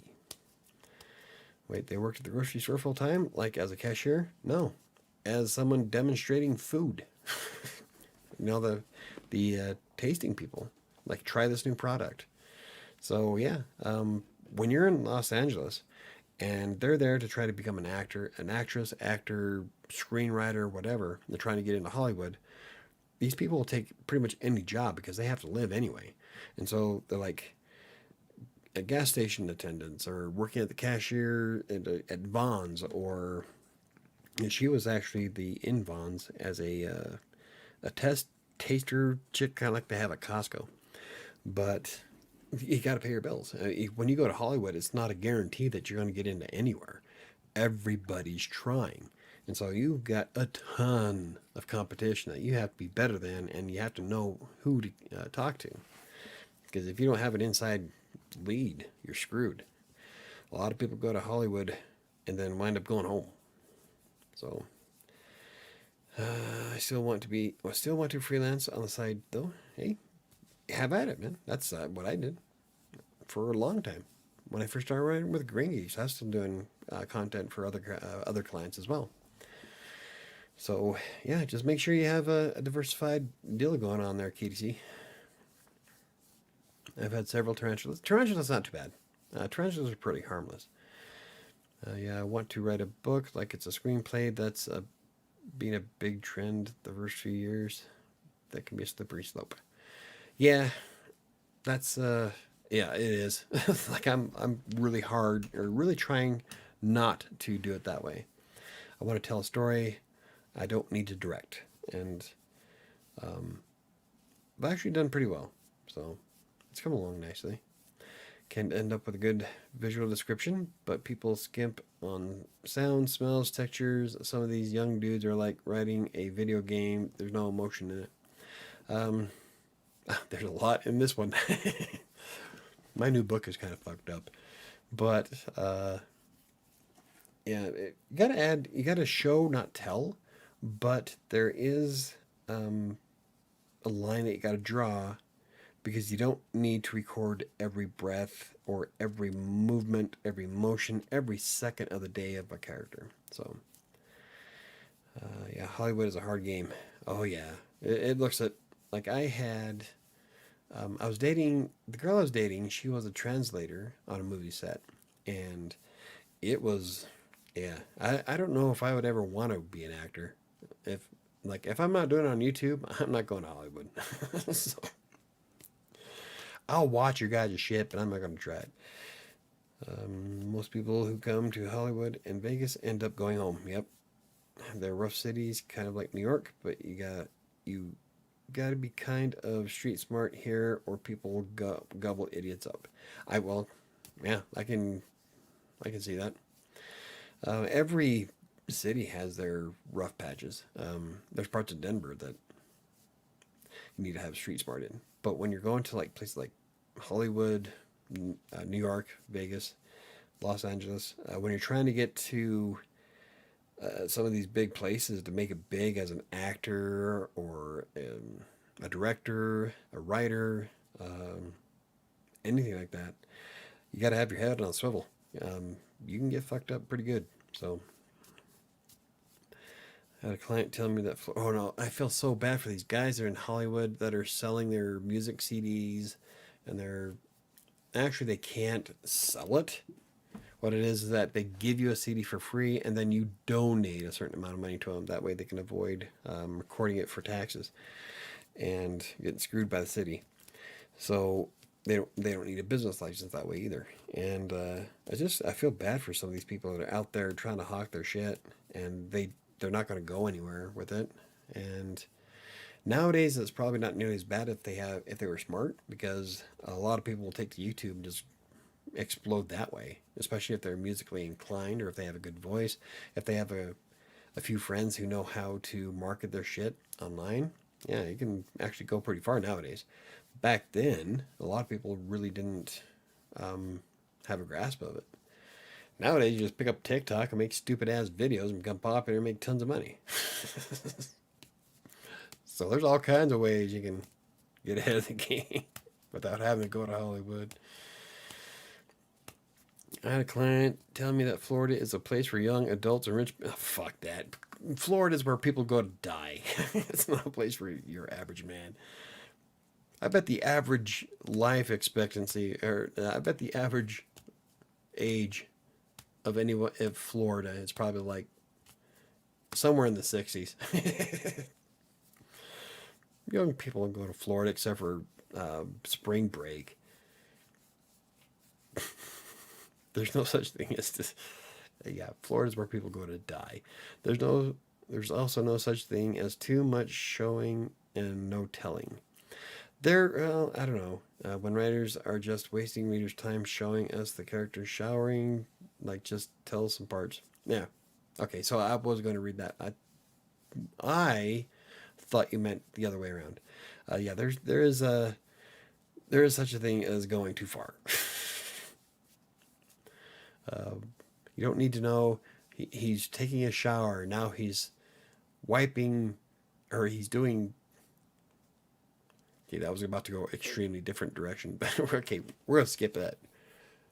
Bottom line, I agree. But when to show, not and when to tell. Yeah. If it's not relevant to plot or mood or character development, then tell it. If it's to build a mood or show a character, then sell it. Yeah, tell it. When you mean show it, because you just did tell it.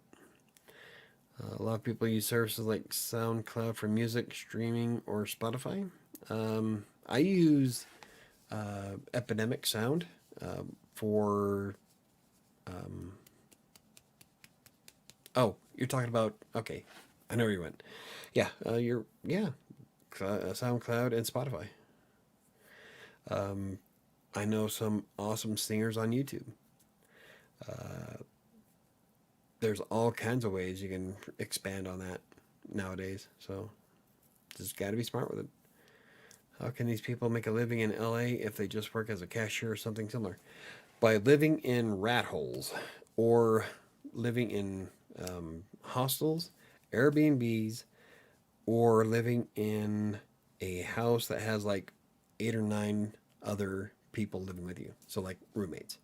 And in fact, a vast majority of the people I met while in Mar Vista, which is a western part of Los Angeles, most of them, if they weren't in a family dynamic, were roommates. And so I don't think I met a single person who lived on their own who, well, no, that's a lie.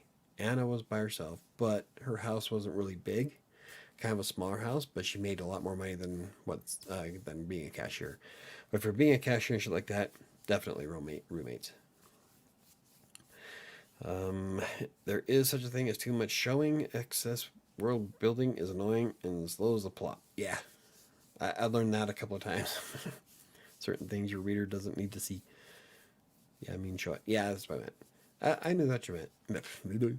I knew that's what you meant.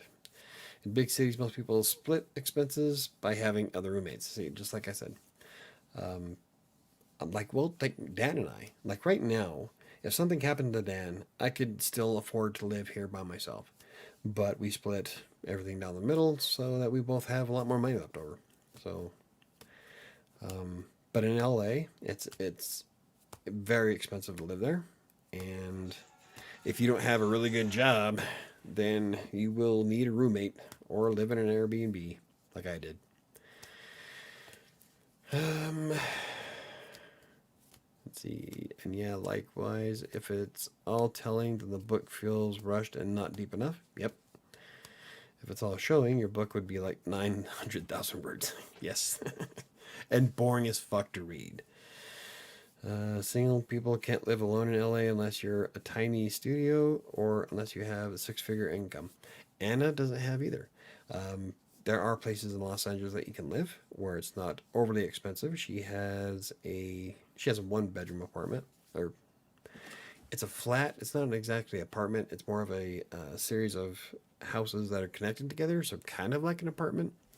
But she actually does fairly well in that. And we had the two-bedroom apartment in Mar Vista, and I think he was only paying 2,000 a month for it. The one I was looking at was 1,800 a month,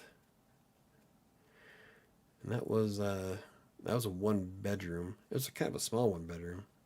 No, it was a two bedroom. It was a smaller two bedroom. It was like 800 square feet, so it's fairly small. So, but it is possible. You just gotta know where to look. If I found a full-time game design creative writing position like I have now, do you think I could afford to live by myself? Depends on how much you made. Like I could say full-time, but that could be $6 an hour. I don't mind living in a small space and I don't have a car. Well, there you go. You'd fit perfect in Los Angeles then. But in LA, yeah, there's the apartments I was looking at it was just north of the 405 on, God, the street that I was two over.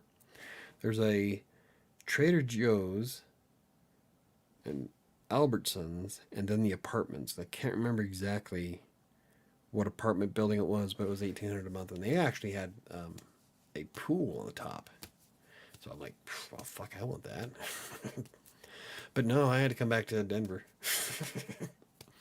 I can't complain. I have 1,200 square feet of house. Dan has the other 1,200. We live in it's a 2,400 square foot house. And I've got a backyard that is massive. Big enough for me to put 7 full pumpkin plants in and then have 3/4 of the damn thing left over. I'm putting in a hot tub next year. I could put a tub or a swimming pool if I wanted. But yeah, I love my house, so I'm not complaining. But I really do miss Los Angeles sometimes. And there's no way I'd be able to have a house in LA. Keep in mind the pay is a little higher in places like LA, New York, and Chicago to keep up with the cost of living. Kind of. Not always. It really depends on where you're working and where it's at. I've seen places that pay, like the cost of living in LA, pound for pound, is about the same ish as it is here in Denver, except for the rent. The rent in LA, way higher. The gas, way cheaper, but the food and everything else is back and forth depending what you buy. So, and some people just don't make it, which is why LA is full of homeless. Vegas places are cheaper, but bills can cost more. As long as I keep those low, I do pretty well. I can get around to LA with my electric scooter. Yeah, I got around to LA by walking. I put on 25,000 steps one day. But you also have one cool thing about Los Angeles is that it has the Metro line now. So you can ride the Metro line all the way from almost all the way from Santa Barbara to Long Beach and everything in between on $1.75. And I used to walk up, it was a 45-minute walk up to the Metro line from where I was, but I'd jump on that and it'd take me straight out to the pier. So I'd go out to the pier, get some coffee, take a look at the ocean. It was great. I loved it. And there's so many places you can go with the Metro line. So you really don't need a car in LA if you just ride the Metro everywhere and don't mind walking or taking the bus. I absolutely don't want to get a car. No way am I going to spend thousands of dollars for that. That's another reason why I don't do holiday decor. I'm a single gal on my own and need to budget myself. Well, there you go. And yeah, it's a nice size for all my hobbies and biz stuff. Got a spa tub and fireplace. Yeah, see that right there I'm jealous about. I miss my tub. Like I had a 6-jet tub in Westminster. So next year I'm getting a hot tub. Fuck that. I just care about my career and the people I meet. I'm willing to move anywhere I have to. I don't care about owning a house as much. Yeah, I bought a house because I like having pets, and a lot of apartments won't let you have traditional cats and dogs.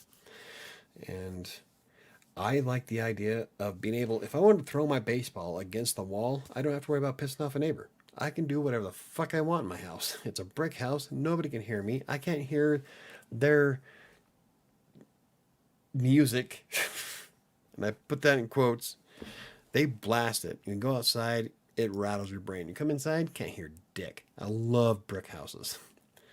So I can do whatever the hell I want in my house, and I don't have to worry about pissing off the upstairs neighbor.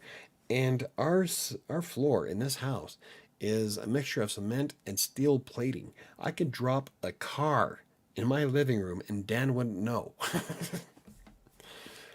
This used to be part of an Air Force base, so I'm fairly sure these were built as bomb shelters. So, but I love having a house. I miss having an apartment because, like I said, I miss being social. It's one of the reasons why I miss having a traditional job. Is because I used to get invited to parties and shit. Now, not so much. I'm the only one in my company that lives here in Colorado. But I do. There are some extreme benefits to having a house.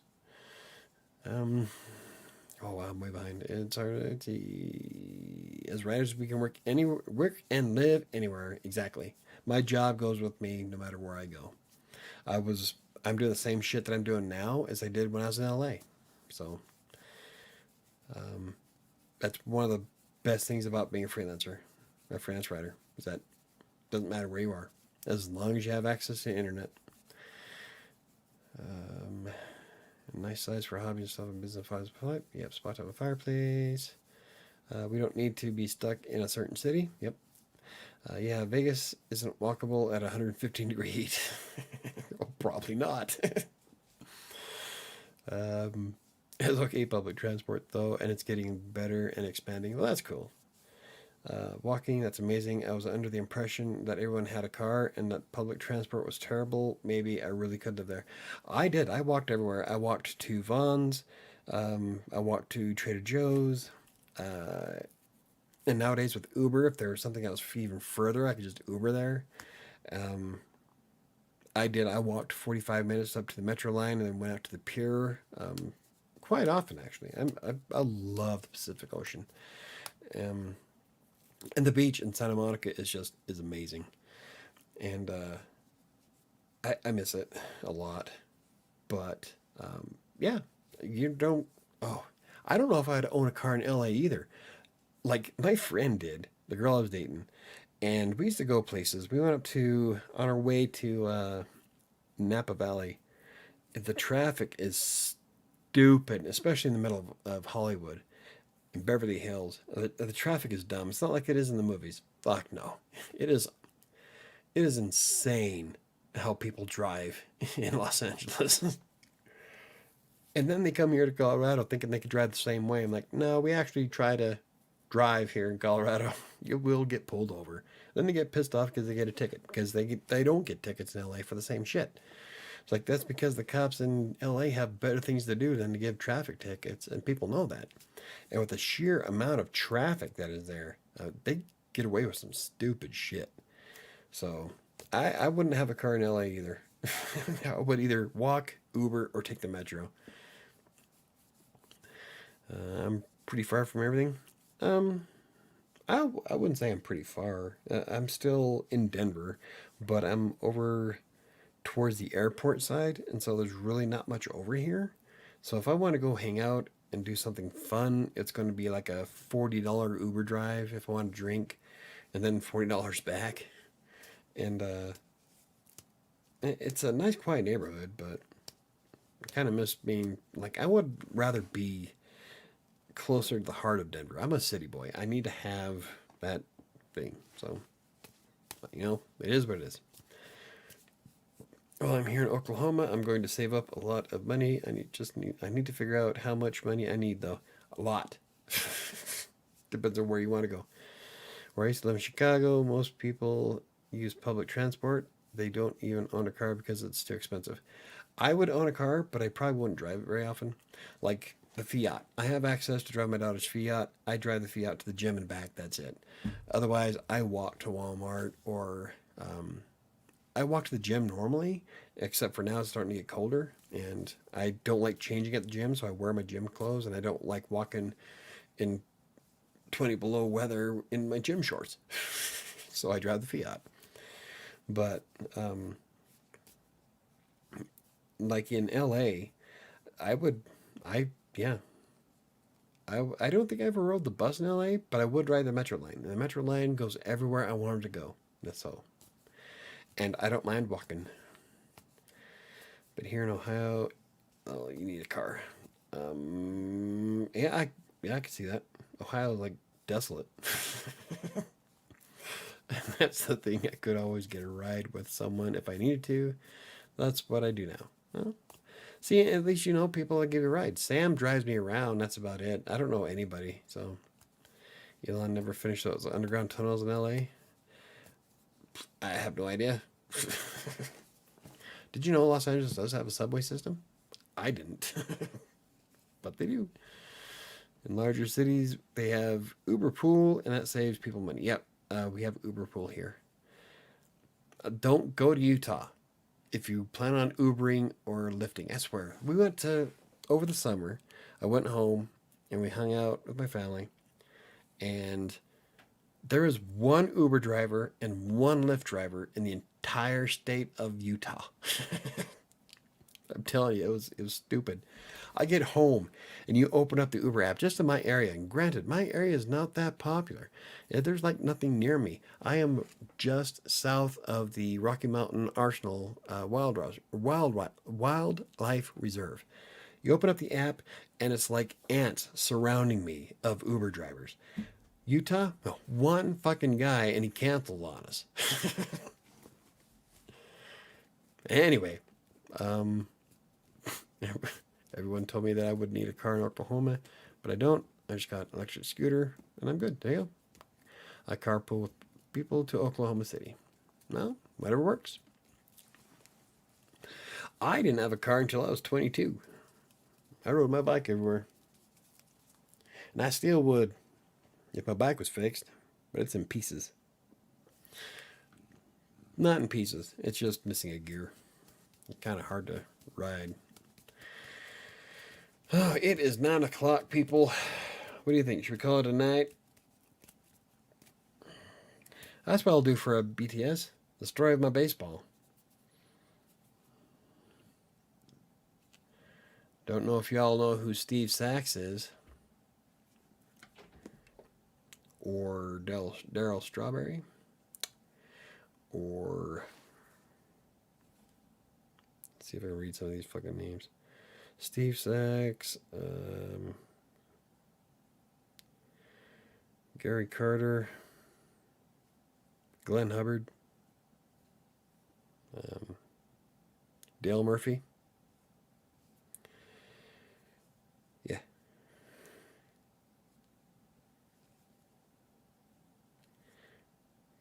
Now, some of these names are getting harder to read over the years. Ozzie Smith.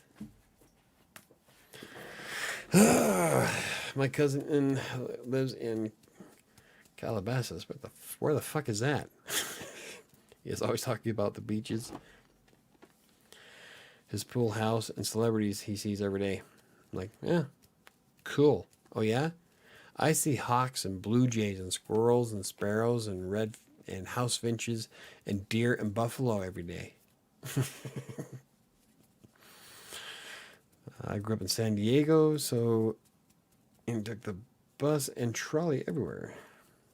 I don't think I've ever been to San Diego. One of the most beautiful drives I've ever been in, though, is going down PCH in LA, the Pacific Coast Highway. That is like an amazingly beautiful drive. We took we went to Napa Valley. We came back through Santa Barbara, and then we came down the PCH to get back to LA. And it's an amazing drive. I know Daryl Strawberry. Me too. Oh man, I just got back. Let's go till midnighty. Midnight my ass. We'll have like one viewer, me and you. Why do people do that? Let's have a 10-minute call on this. No. I don't know who the fuck you are. If you're sending me emails that start with like in response, I'm not going to open it. I fucking hate people. Law the cat. Yep, shadow came out from behind, from under the bed. I see birds in Vegas, occasionally bats, lots of scorpions. We have bats here too. I want to build a bat box on the side of my house, just because I collect animals. We have owls. Yep, we have owls and hawks and bats here in the mountains. Yep, we have them here. We have barn owls here, fucking massive. You can almost ride the damn thing. And I feel bad because the hawks hang out because of the squirrels, and I feed the squirrels, so I feel like I'm baiting the tree. I feel so bad. San Juan Capistrano is beautiful. Never been there. They're tiny bats, like the size of a finch. San Juan is nice. See, our bats are probably a little bit bigger than that. Probably about the size of a fairly large sparrow. But, like, oh, well, I can't see them now because it got dark. But during the summer when you go out, just as dusk hits, you can see them zipping around right above, going after the bugs. Vegas bats are freaking adorable. I want to pet them. Rabies be damned. Yeah, well, I used to say the same thing about buffalo. until a young one was in front of me. The fuckers aren't small. Oh. I ran the fuck back of the house out. Tiny bats. Nice. What are we? No, see, that's when you get a tennis racket and start whacking them. I don't think there's really very many creatures I don't like.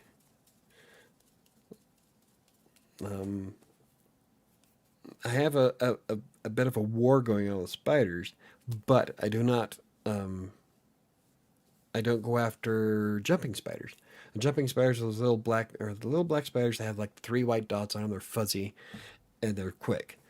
Well, a long time ago, back when we moved from Commerce City to Iliff, we brought cockroaches with us on accident. This is from Commerce City. We were staying at the Haiyu Inn, which is like the worst possible location on the planet you could ever fucking live in. I hated living there, but it was all we could. Long story, but we wound up bringing cockroaches with us to the trailer in Iliff. Well, the cockroaches decided to make a nest behind the stove. Unfortunately, so did the jumping spiders. Cockroach problem was eliminated almost immediately. So, like, you know what? Those guys are okay in my book, so we don't hurt jumping spiders. In fact, if I see them in the house, they're the only spider that I will allow in my house. Everything else dies on sight. thought they were birds, but they were flying funny, and I looked up to see it was bat sheep. I took the abstract to up the PC. It is indeed gorgeous. Yeah, the PCH is fucking amazing. I would love to go down. Oh, and looking, it's crazy because I've seen movies of ships out in the distance on the Pacific Ocean, like the aircraft carriers or the oil rigs. But to see them in person is almost surreal. It's amazing. Like here in Colorado, I'm landlocked, but it was something else in L.A. Bats don't usually attack humans, but still they carry stuff. Yeah, it's not necessarily. I'm not worried about anything attacking me. I'm more worried about them smashing into me. Like I'll be outside playing on my phone, and I have a bird feeder out there, and there are a bunch of sparrows and finches. So anytime anything makes a noise, 30 birds go flying past, and there's been several times where they came so close to hitting me, I could feel the wind off their wing as they zipped by. Like, one of these bastards is going to hit me in the eyeball. I know it. That's what I'm worried about. Like bats, I don't care. I'm not worried about a bat biting me. I'm worried about one of them smashing into my forehead. And they're not slow. They're moving pretty fucking fast. So it's going to hurt. Hell yeah, I run from bats. This is Vegas. We're not critters. We've got critters. That's an idea for your next project. There you go. Bats. Why do they have to be bats? Pests take over like the creep show, the dude, the roaches, right? I think that's one of my favorite stories of Creep Show. The cockroach one. Oh no, the beach. Oh, that's a hard one. I don't know, maybe I'll have to say all of Creep Show. It's really hard. And Jordy. Meteor shit. That is, yeah, I don't think I can come up with a favorite story out of Creep Show. Michael, I'm getting my passport soon. Where should I travel first? Italy. I don't know. I've never traveled outside. I don't even have a passport. I don't even have a driver's license. One of the first places I would like to, if I had a choice to go out of country, though, it would probably be Italy, but that's because I have a friend who wants to show me her beach house in Milan. And I love historical locations. The longer the history, the better. Greece would be something I would love to see. At what age will I no longer be considered young? 25. You're 30. It's a slow march to death. Now, depends on who you're talking to. Well, if you're talking to me, it doesn't matter how old you are. You're going to be young. You're 15 years younger than I am. So even at 40, I'm still going to call you young because technically you are. Yeah, depends on who you talk to. Yeah, exactly. Yeah, the Roach story is funny because the dude is a jerk and earns it, right? Jordy Verrill. Yeah. Oh, Jesus. I love... that was one of my favorite Stephen King parts out of all the movies he's been in. I love Jordy. You media shit. Doc, an 18-year-old will think you're old, but a 50-year-old will say you're young. Yep, exactly. Possible one of my favorite characters of all time. Yeah, well, definitely one of my favorite characters from Stephen King. I don't know. I think it was a Creep Show 2. You see that? The lady just creamed some guy. The truck driver. Possibly one of my favorite characters of all time. I only have 1 year till I'm old. I'm not I don't know what that means. Depends on what you view as old, I guess. I need to start traveling traveling now. You know what? Fuck off. Are you calling me old, you bastard? I am 45, and I've been to quite a bit of the Western U.S., not so much anywhere else. I've never really had the need to, really. I've always been an introvert. I've always wanted to try breaking out of that. I don't like being an introvert. I would love to have friends and go travel and have fun. But then I started thinking, if I did that, then who would take care of my cats? Or something's going to fuck up at work. So I'm not going to have fun anyway. It's going to be a working vacation. You said 25 is old? Yeah. I'm sure you're younger than me, aren't you? You seem very young. Yeah, KDC sounds like he's 24.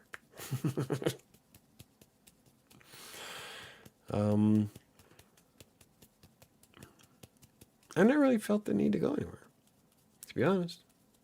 There's lots of things here in the U.S. Yeah, see, there's lots of things in the U.S. that I would, I wouldn't mind doing first. Like I love visiting Los Angeles. I wouldn't mind going to Seattle. Loved Yellowstone. Goblin Valley and the Arches in southern Utah was amazing. I did have fun in Las Vegas the 30 minutes we were there. I would like to see the Hoover Dam up close. Like I've flown over it 3 times. And I got to see it from the sky, but that's not the same thing. I don't know if I want to go visit New York though. I have a low tolerance for stupid people. So I'd probably wind up going to jail. I have no interest in going to Florida because, like I said, Florida is where people go to die or get eaten by other people. Let's see, where else would be good? I wouldn't mind going to Louisiana at some point, Mardi Gras. But I don't know. I'm boring, I guess. I've never been to the national parks. Yellowstone's amazing. And Goblin Valley and the Arches. Goblin Valley, Wild Horse Canyon, and the Arches in southern Utah. All 3 of those. You can do all 3 of them within a weekend. It's some amazing landscape. I would love to go check out the Grand Canyon at some point. I don't know. I don't travel well, I guess. I don't know.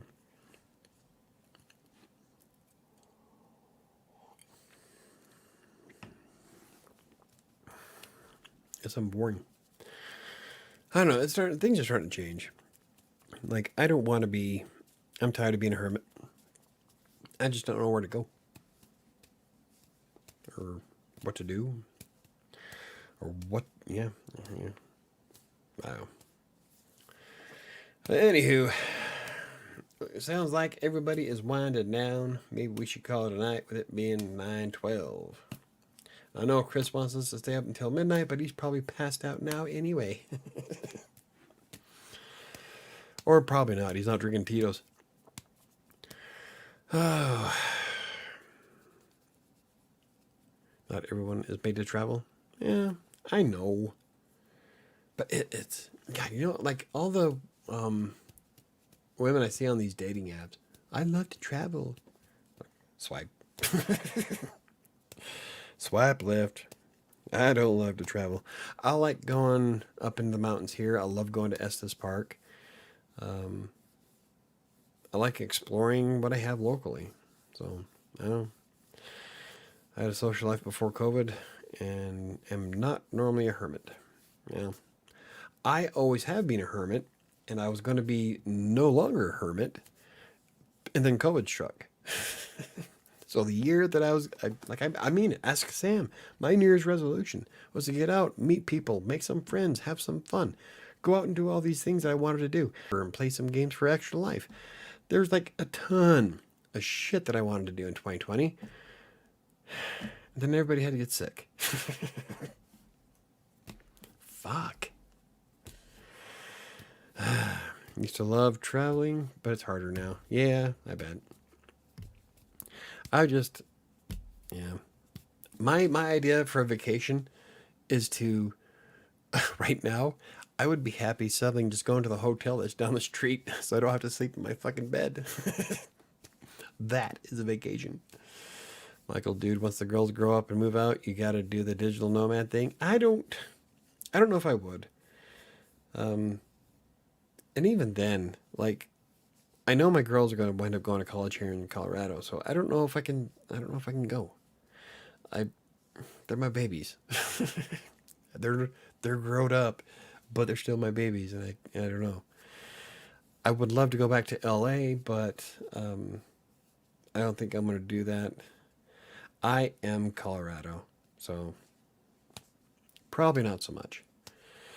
Yeah, I'm not a hermit by nature, and I live alone, so the isolation is hard. If not for all my friends, I'd be mental. Yeah, if it wasn't for live streaming, I would like lately I've been getting really bad cabin fever. And so if it wasn't for Sam taking me out to go shopping once in a while or doing the live streams, yeah, it would be a whole different ball game. Like, imagine sleeping in hotel beds all year long. That would be great. I liked the month and a half where I lived in a hotel last year. It was the best sleep I've had in so long. Don't get me wrong, I love my house, but I thought living in the hotel was pretty cool. It would have been cooler if I could have had access to a freaking hot tub. I'm talking on the phone. I'm on social media, so it makes it easier. Yeah, but there's only so much you can do on social media. That's one of the things I was writing about. I haven't, yeah, I started a blog post about it. I haven't finished it yet. It's about how there's a lot of things I miss about having a traditional job, like, like I said earlier, being invited to Christmas parties or being invited to barbecues or even just hanging out in the cafeteria talking with somebody or having work friends or whatever the hell, you know. You don't get that as a freelancer. They're working from home. I don't see anybody. Everything is online, on Twitter, on Slack, on Facebook. I'm like, I know there's a lot of people out there that social media, that's all they want, but I need that interpersonal interaction. I am Generation X. We don't care about this fucking technology crap. I want to be able to see somebody and talk to them in person. Like, I hate online dating. I miss actually hearing someone's voice. And, well, not to sound like a weirdo, but I like the smell of certain people. And you don't get that online. And so I don't know. I'm not a big. I've never been a big fan of social media. Oh, Colorado can still be your home base, though. Yeah, yeah. That's why I'll never leave. I want to see Egypt. I think Egypt would be kind of cool to visit. I'm a big fan of ancient history, and you can't get much more ancient than the pyramids. Oh, and the Sphinx, the Tomb of the Kings. Oh, there's so much that it would be cool to see. I've traveled for work. I like nice hotels, but I live in a city with the best hotels on earth, so it's hard to be impressed. Right? Once you once you once you have a $60 bottle of wine, it's kind of hard to go back to drinking a Mountain Dew.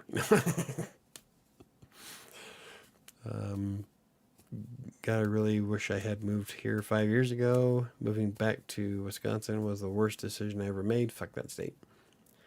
Where cheese is cheese. I'll do Christmas parties if people invite me.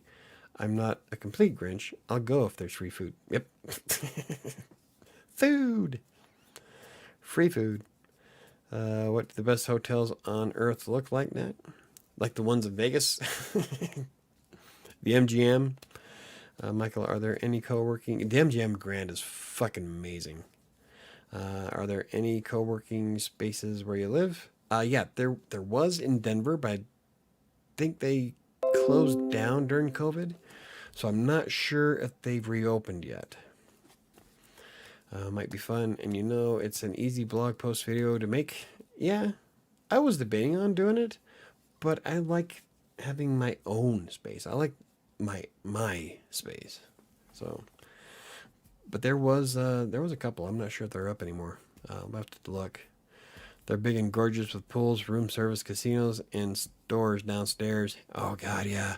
And the Top Golf at the MGM is massive compared to everywhere else. Same way, Michael. That's why I love traveling. I need to get out, have experiences, meet new people. It gives me energy. It's that extroverted intuition. Vegas hotels are beautiful. I haven't seen any of the other ones, but the MGM Grand, yeah, is just, oh, they spent some money.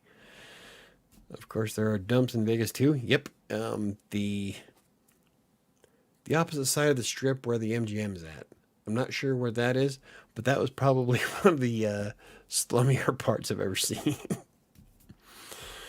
um, Luxor, MGM, Bellagio, Mandalay, any of those are epic. The MGM I've been to. I think we're at the lobby at the Bellagio, but I haven't been to the other two. Yeah, but the MGM is very good. I really like the MGM. Even the Lucky Star Casino in Kansas City was a pretty nice hotel too. Even many of the smaller places, you'll have a nice stay if it's got everything you want. Yeah, MGM is nice, but that's not even the nicest. The Cosmopolitan is nice. The Aria is nice too.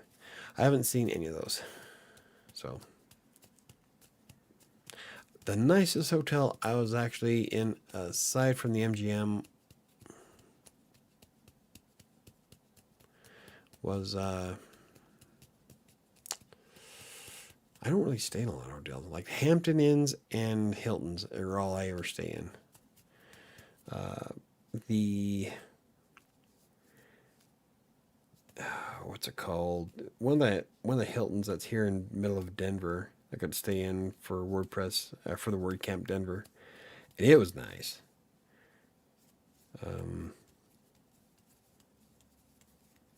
The Hampton Inn that I stayed at in Centennial was the most comfortable freaking bed. That's all I care about. I don't care if there's any amenities or continental breakfast. I want to sleep. If your bed's comfortable, you got my vote. My life is really great now. Sometimes it's so hard not to regret the past. Nah, fuck it. There's like all kinds of shit that I regret. Welcome to real life. Believe it or not, even the Trump Tower is beautiful, but it's got no casino and the food is crappy and the area surrounding that part is bad. Yeah, I saw that when we were driving through. Like, I thought that would have been way more impressive somehow. What a disappointment. Michael, you think we could all meet and have a writer's party together? That would be fun. Yeah, let's all meet up at Nat's house in Las Vegas. Chris is already there. We all just pile up in Nat's car and she can take us to the strip. So it's got like a 3-star locals don't go there to hang out. Nice. Nat will pick the hotel. Yeah, there you go. Yes, have a party in Vegas. I'm a decorator. If the room looks like it's 1985, I'm out of there. There's no excuse for that crap in 2021. Hey, I like the 80s. Never been to Vegas. Yeah, well, I was just in Vegas at one time, so we should all meet up in person. That would be so fun. Like some online groups do that. Yeah, I'm game. I'm down with meeting my fans. So yeah, we'll all meet up at Nat's house. She'll throw us a party. And yeah, no kids. I could have a party here. There you go. Yeah, see, there you go.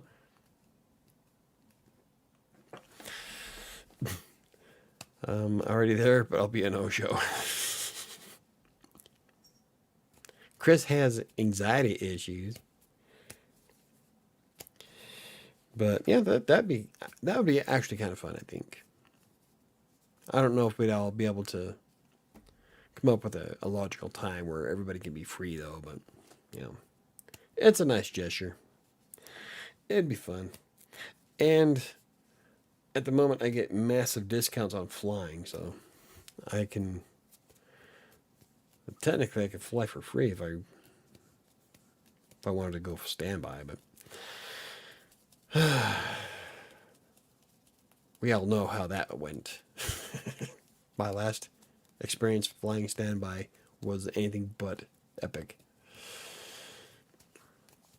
I'll likely be parked down the street, unable to get out of my car, trying not to throw up. Chris, I want to meet you most of all. But you guys go, it'll be fun. I got anxiety, but no social anxiety. I'm cool around new people. I'm not. Well, I don't know. It's kind of hard to say. Like I said before, is that in person, I am an incredibly shy, very quiet person, unless I'm there for a professional reason. If I'm there for like WordCamp, completely different mindset. YouTube, don't matter because I'm talking to a camera. There's nobody here. So, like in reality though, I'm very shy. So I'll be with Chris throwing up at the corner.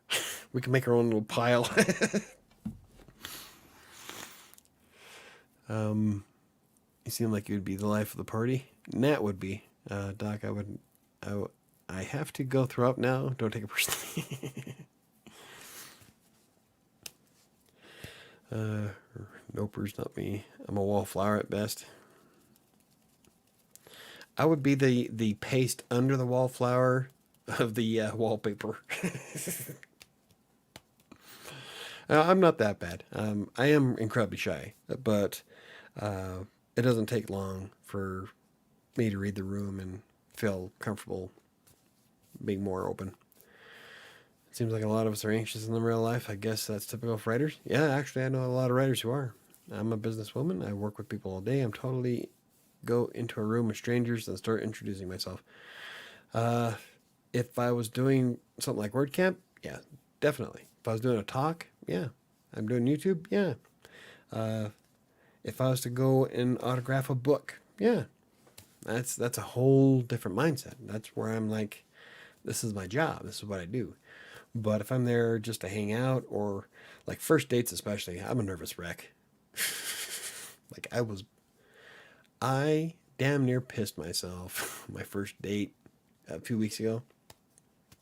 First and last date. That's a tell for another time. But yeah, I was so fucking nervous. I was even there an hour and a half early. Like I don't know what to do. I'm like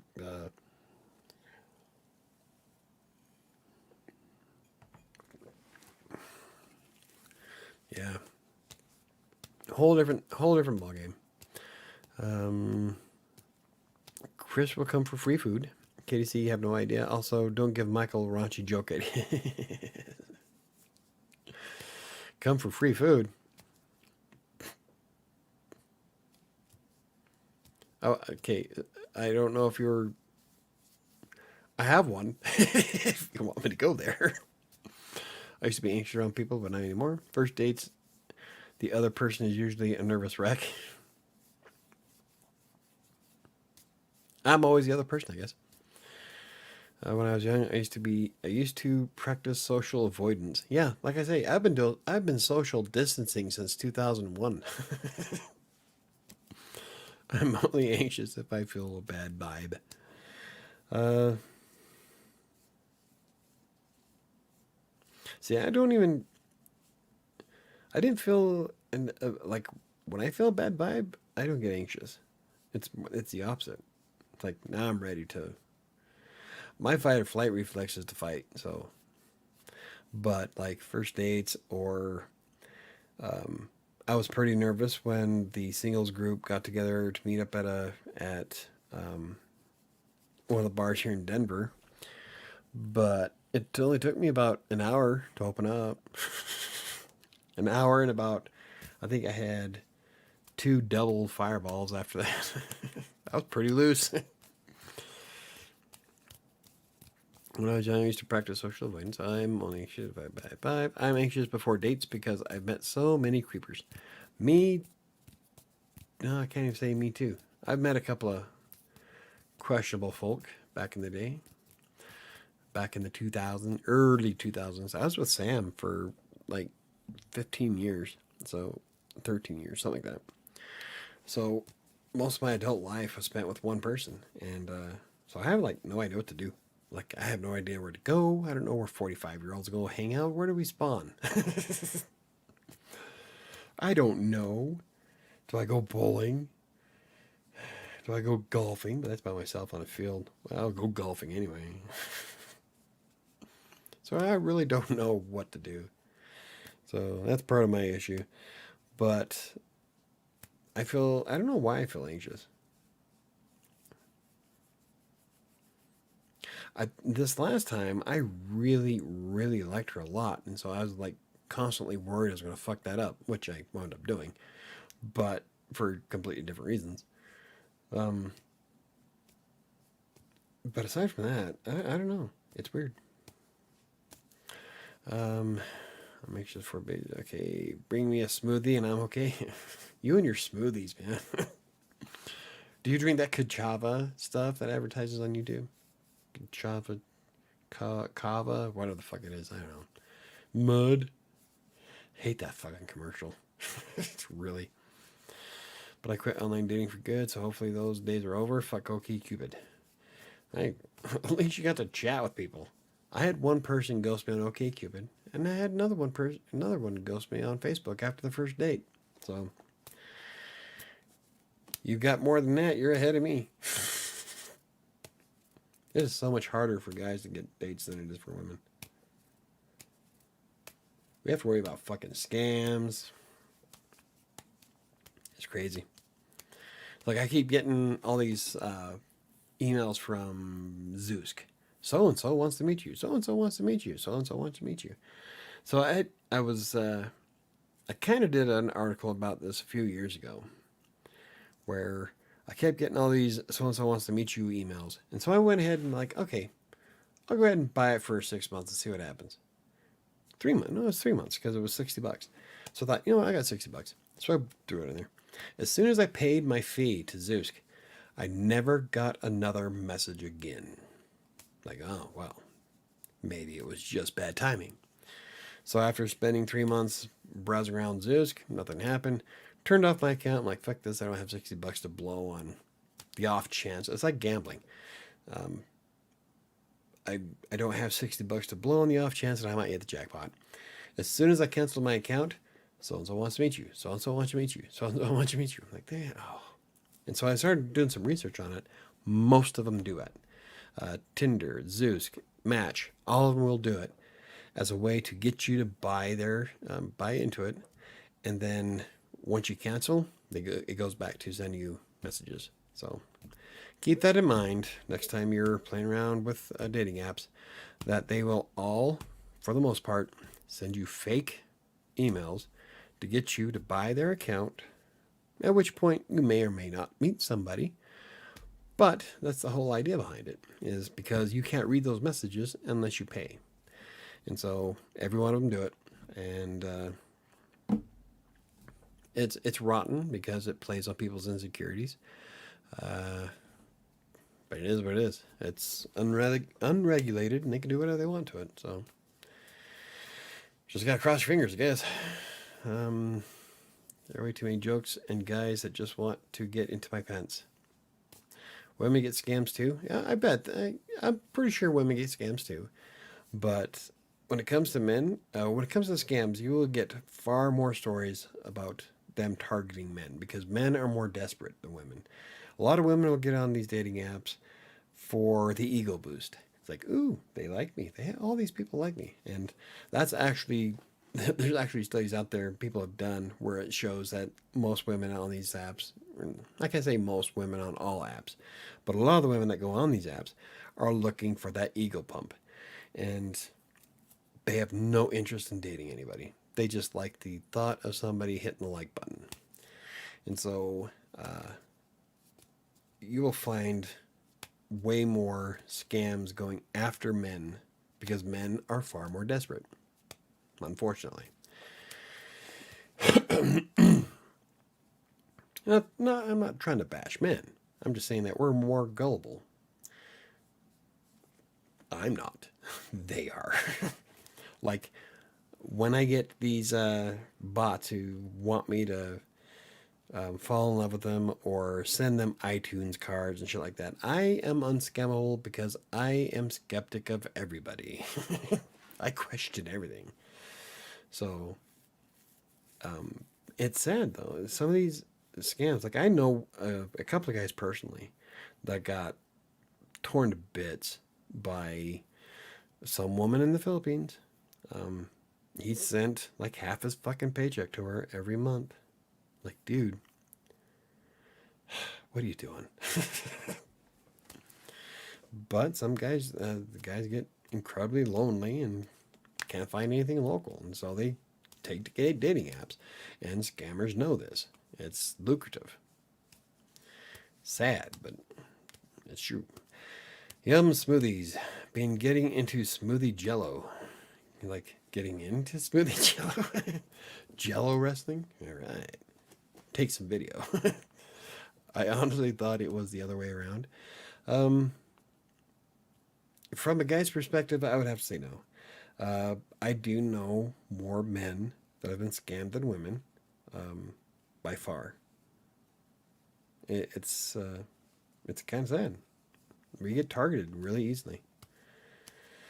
That's because there's a lot of guys out there. Well, I call those incels. And there's a lot of guys out there who are either incredibly introvert or obviously doesn't know how to treat a woman in the first place, or they're incredibly shy, or they feel like they're worthless, or not as manly like the alpha male. And these scammers will target that. They will go after insecurities. And when it comes to insecurity, men are far more insecure than women, I think. I never heard of a smoothie jello until now. Yeah, make a smoothie, add gelatin. My friend recently told me about smoothie bowls. Smoothie bowls. Why? No. What is it with you and smoothies? I get their appeal. It's fruit blended with ice. But my God, that's almost an obsession. I bet you wake up the first thing in the morning and think to yourself, oh, smoothie time. Go to sleep dreaming about smoothies. Oh, in the bowl. I'll try it. I'll make a video about that now. I will have to try it. Sounds like a good meal prep. With gelatin? Would that be, I don't know if you can make a smoothie with gelatin, because wouldn't it solidify? So you'd wind up swallowing that whole, choking on jello. That was a good smoothie. I don't know.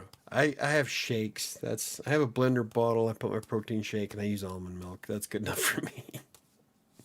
I'm not an extravagant person, I guess. I'm not flashy. I just make smoothies and drink them. I haven't had a smoothie since, my daughter sometimes will make me smoothies if we have berries from Costco, but we haven't had that for a while, so. Yeah, it's like Jello made of fruit. Well, yeah, then it's it's not really a smoothie. It's more like just swallowing it like a fruit mousse. Well, it could be worse. So it'd be thick, just not see, I keep getting this envision that it's like a block of Jello that you're choking down. It's I'm making a chicken smoothie with gelatin. If I could marry a smoothie, I would. Oh, don't do that. No. We don't marry inanimate objects or food. Come on, people. I mean, you can fuck a smoothie without marrying it, right?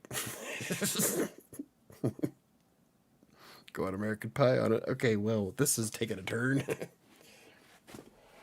I need a drink. I'm going to have a little bit of drink. If you guys are going to let me fucking go to bed, I'm going to have something to drink. Chicken. I thought that would get someone's attention. Chicken Jello. It's like chicken flavored Jello. I don't know if I could do that. I'll marry my bong. We don't marry inanimate objects. What's the point? It's not like the bong can be on your insurance policy. In case there's a crack, you can take it into the doctor to get fixed. I don't know. That's just wrong. It's 2021, Michael. As long as it fits. No. It doesn't matter what year it is. We don't marry inanimate objects. That's dumb. But like I said, you don't have to. You don't have to marry something to fuck it. Just be happy and have a relationship. This is me. This is my smoothie Jill.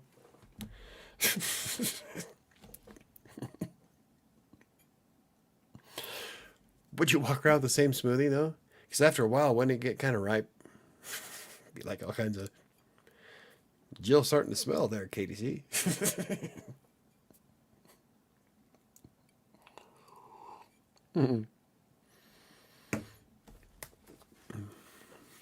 Get all green, growing hair on it.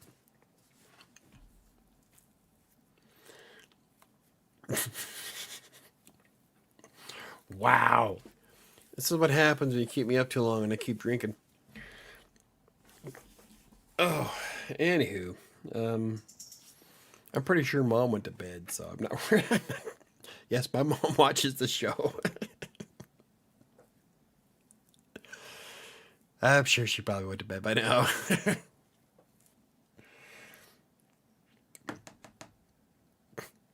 I'm not really this bad, honest. I am. I try not to. I try to play it off. Yeah, well, there we go. I love you, Michael. Well, thank you very much, Diana. I love you guys too. You're the reason why I do these shows. Like I said, if I didn't have the live shows, I would have no social life. I love everybody who comes in. Like all my regulars, you guys make it worth it. So I cheated on Jill and had a milkshake. Nice. Was it at least did it at least have some shake to it? You didn't go to McDonald's for one of their shakes, did you? If you want to cheat on Jill with a milkshake, don't do it from a McDonald's.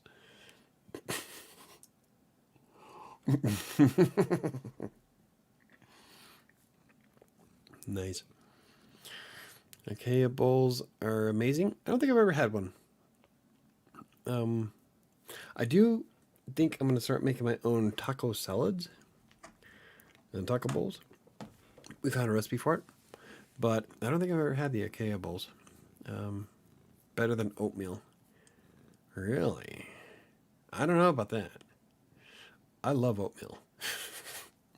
I really like the Cinnamon Toast Crunch oatmeal. But I'm a big fan of like cream of wheat. And not just any cream of wheat. I like the cream of wheat where you make it and it's solid. That's when you overcook the shit out of it. Not burn it, but cook it to the point where it's no longer creamy but more thick. Almost like a brick. I like chewing my cream of wheat. I do. I'm sorry. Sometimes I'll purposely put in not enough water just to make it thicker. Or clumpier, rather. McDonald's machines are always not working. And that's because KDC keeps coming and picking up a new chick. Quit cheating on your milk, on Jill. Say it correctly. I see ya. I see ya. Nah, how about this? Let's settle this one right now. What does Google think it sounds like? What do you think? Wonder, do I have to translate it, I wonder? Translate English to, I guess, Japanese looks good. All right, let's put in a word. A-C-A-I. Okay, what does it sound like? Ready? Acai. Acai. Acai. Acai. See, and you say it's acai. This is acai. Who do I believe? Diana or Google? What's it in Japanese? Acai. Acai. I like the Japanese version better. So we'll say it that way from now on. Acai. When my coworkers ask me what I do on my free time, I must show them this, this video. Or we talk about Jill. There you go. I'm sure an apple pie is.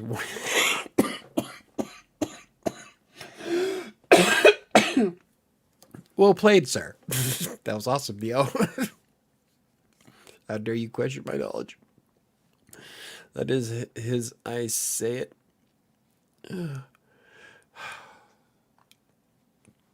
Yeah, okay, Michael, you don't even understand phonetics. I'm a writer. I understand phonetics just fine. I just say things differently on purpose. Yes, the Japanese version of what I said. See, but you're English. Why the fuck would you say it in Japanese? Huh? Because you want to be special. Exactly why I say it the other way. Huh? There you go.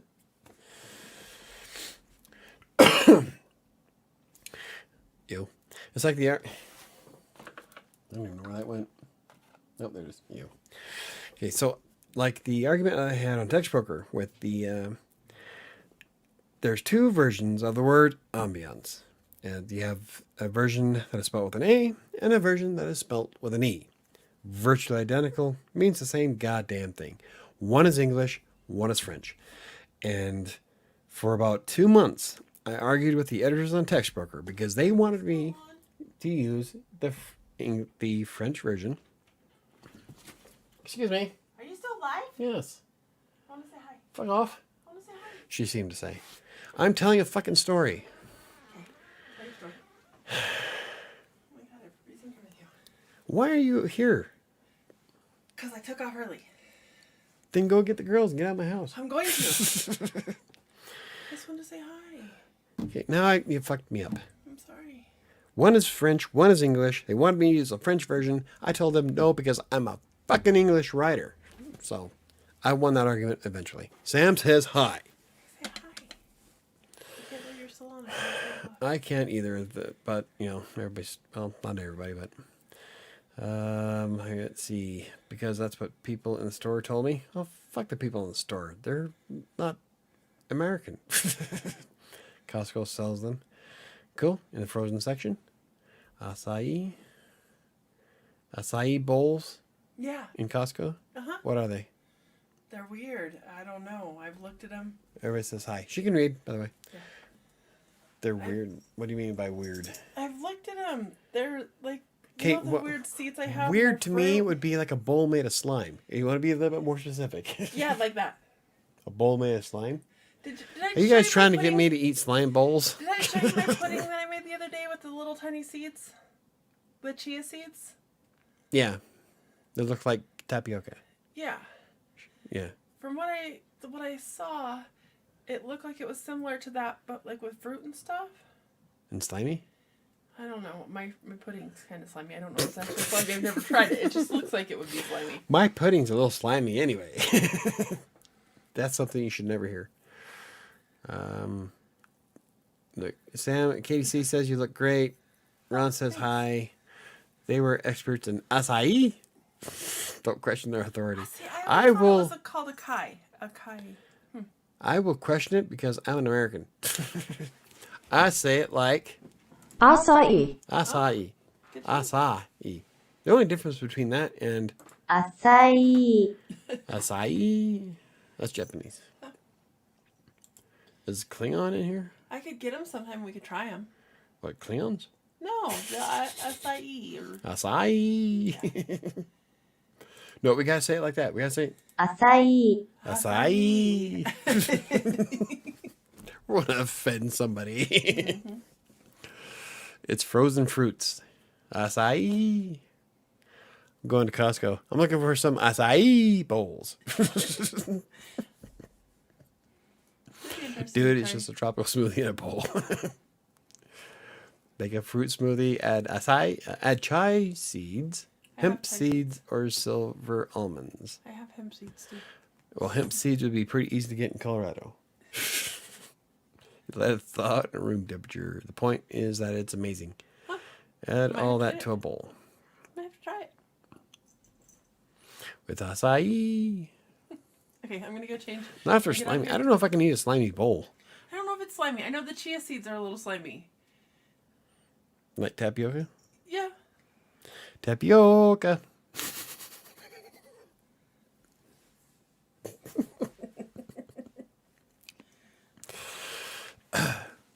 Saying it that way is hilarious. Acai.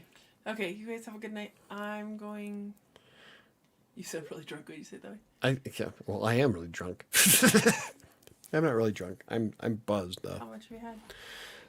This is glass number 2. Fireball was up to here. Oh shit. And I just poured that.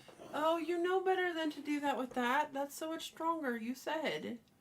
I didn't do the 6 ounces. Oh. I did 6 ounces of Fireball. Oh, and then just and then 3 ounces Okay. of this one. Okay. So there. Okay. I'm gonna sleep well later. There you go. I'm super excited to be out of here early. Okay, gonna go change and get out of here. All right. I'll say bye before I leave. Drive careful. I'll say bye before I leave. Of course you will. I want to see that live. What do you want to see live? What I missed. I love how you pronounce things at 1,000 or 10.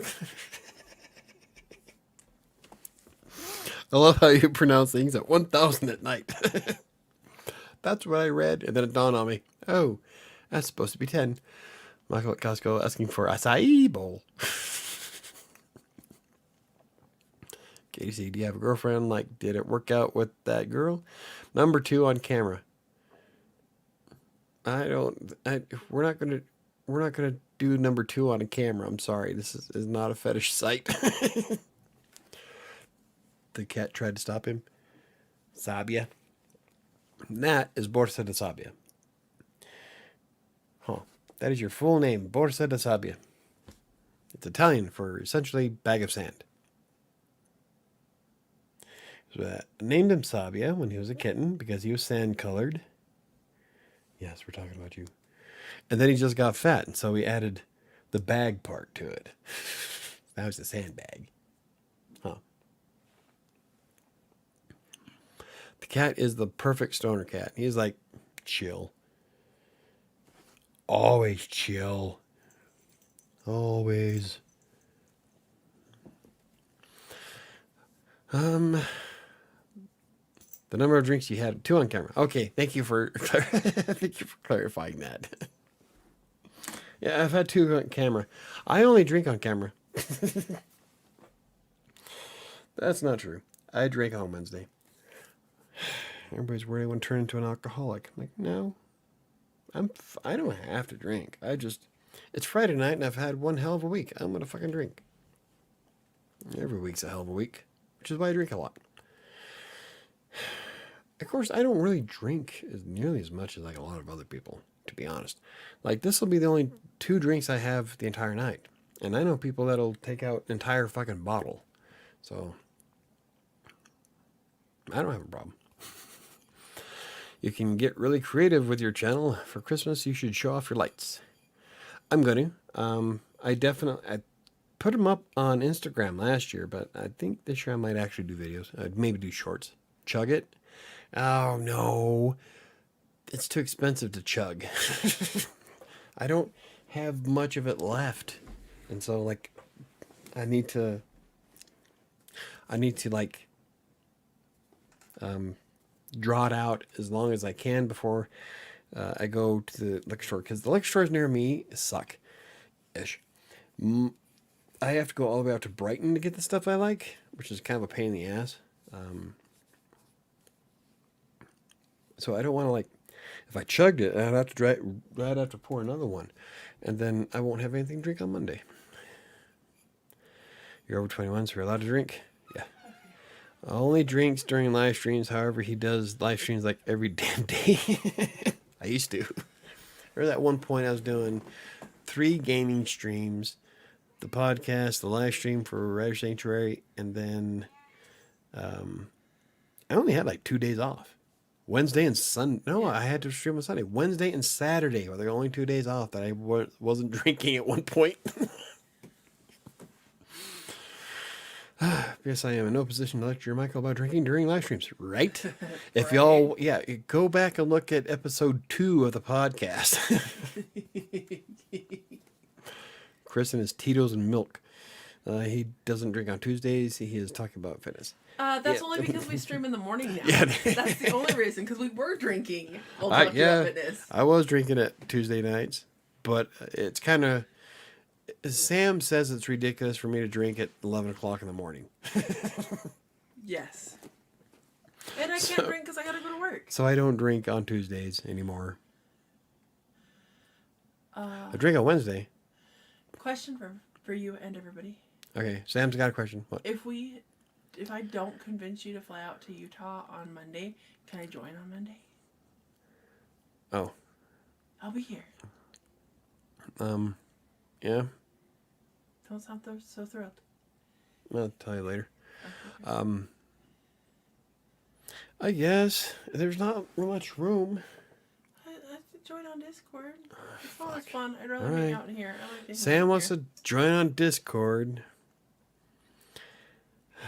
We can, yeah, I guess he can be on Monday. Okay. We still talk about what? Fuck. Okay, it says we still talk, but Have not went on another date yet. I kind of want to date someone else though. There's this cute redhead at the gym I want to ask out. See, and you gave me shit. No. You gave me shit about bringing up the chick at my gym, saying that you go there for the gains. What the fuck you doing, man? No. Hypocrite. Right? That's okay. I haven't seen the chick that I like at the gym since that one day. That one day. Oh, she was a cutie. Reminded me of Anna. Yeah. Yeah. So you'll call me when you're done here? What do you want me to call you? A bitch, but I am. So Whore. maybe. You're a whore from the cafe. Maybe. Why do you want me to call you? You said there's something else maybe later. No, Oh, not like about... tomorrow? Never mind. Okay. Oh no, I'm leaving. Dang, KDC's doing a milkshake on the side with a protein shake at the gym. Right? He's cheating on Jill. It's a three-way. He's getting himself caught in a love triangle. Shit. Don't do it. I want to. Don't do it. Okay, I'm out of here. This is why I don't have a lot of people on my show. Yeah. All these poor people come in. I want to know more about writing. What the fuck are they talking about? Right? I don't know. We did quite a bit of writing stuff. On Sunday, I'm going to ask for this cute nerdy guy's number. I'll update everyone on Monday. Awesome. Cool. I'm not asking anybody out. I don't know anybody. You'd have to know people. Yeah. I almost texted her today. Yeah, that would have been bad. Yep. End the live and talk to Michael now while he is sober. Oh please, he's not sober. And I gotta go get the girls. Yeah, she's That's why got I'm off girls. work early. Yeah. Holy shit, it's almost 10? You guys Yeah. suck. That's what I said. I couldn't believe you were still on. I can't either. I don't know what happened. I was like saying goodbye to everybody at 9. Yeah. Then everybody's I like, figured hey, you'd be- now let's chat about random shit. Yeah, I figured you'd be off. So. All right. Go put gas in the car and head out. Cool. Have a good night, everybody. You taking the Impala? Yes. Okay. I just didn't know when you were going to put gas in the Fiat. Oh, fuck. Remind me tomorrow? Whatever. I just forgot. It doesn't matter. I only drive it to the gym. I know. The damn thing gets like 900 miles a gallon. I know. I still forgot. God, I like driving the Fiat. It's only 7 in Hawaii. Well, if I had anybody in Hawaii that was watching, that'd be great for them. Yeah, but it's also like, what, midnight on the East Coast. Oh. So, anyway. Sorry, everybody. It kind of took a turn for the worse. Oh. But, you know, let's end it on a good writing note. I am so excited, really, about this new story. And if there's anybody who knows anything about Imposter Syndrome, it's me. And this is like the first time. Like, there's been times where I'm like a little worried about it. But I don't care anymore. It's like I'm into this zone, and I'm going to write the story whether people like it or not.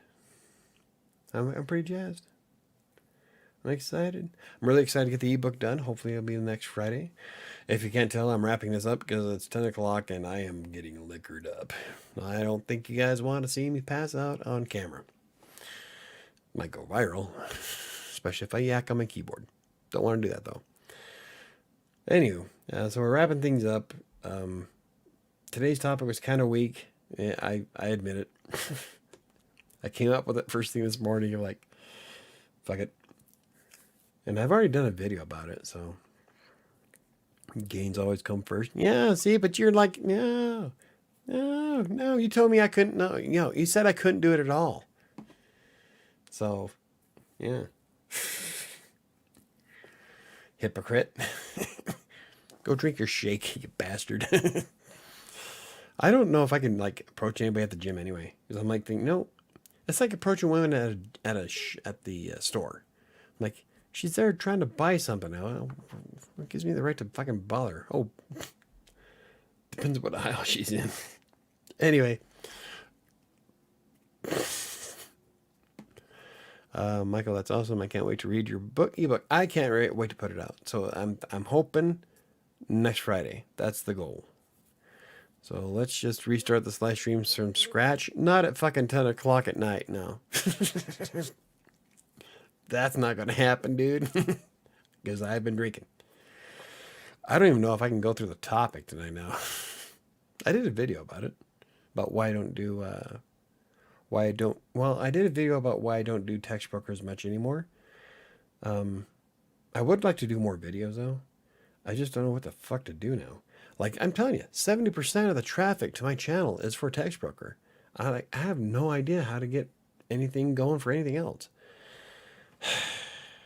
Wow. Maybe I should just become an expert on something else aside from Textbooker.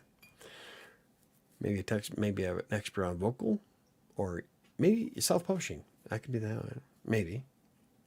I don't know. We'll have to see.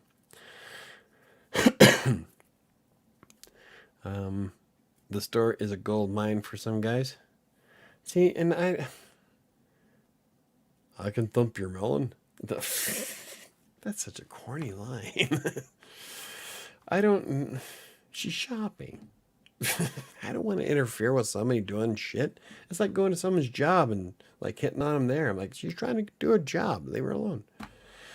I guess I'm just more self-conscious than that. I don't know. I'm funny that way, I guess. It's like I wouldn't hit on a bartender either because she's working. Or anybody for that matter that's working. They're working their job. I mean, let them earn their paycheck. Give them a break. Probably they think it's flattering, but I personally think it's kind of rude. This is why I'm single. You are so mean. I'm not being mean. He told me that I couldn't hit on the chick at my gym, but he's going to go ahead and hit on her, on his. Yeah, it's a double standard, man. There was this creepy 50-year-old guy who told me he picked up young college girls at grocery stores. That's just wrong.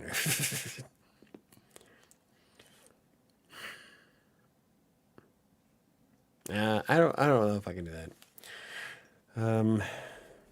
Thanks everyone for the support.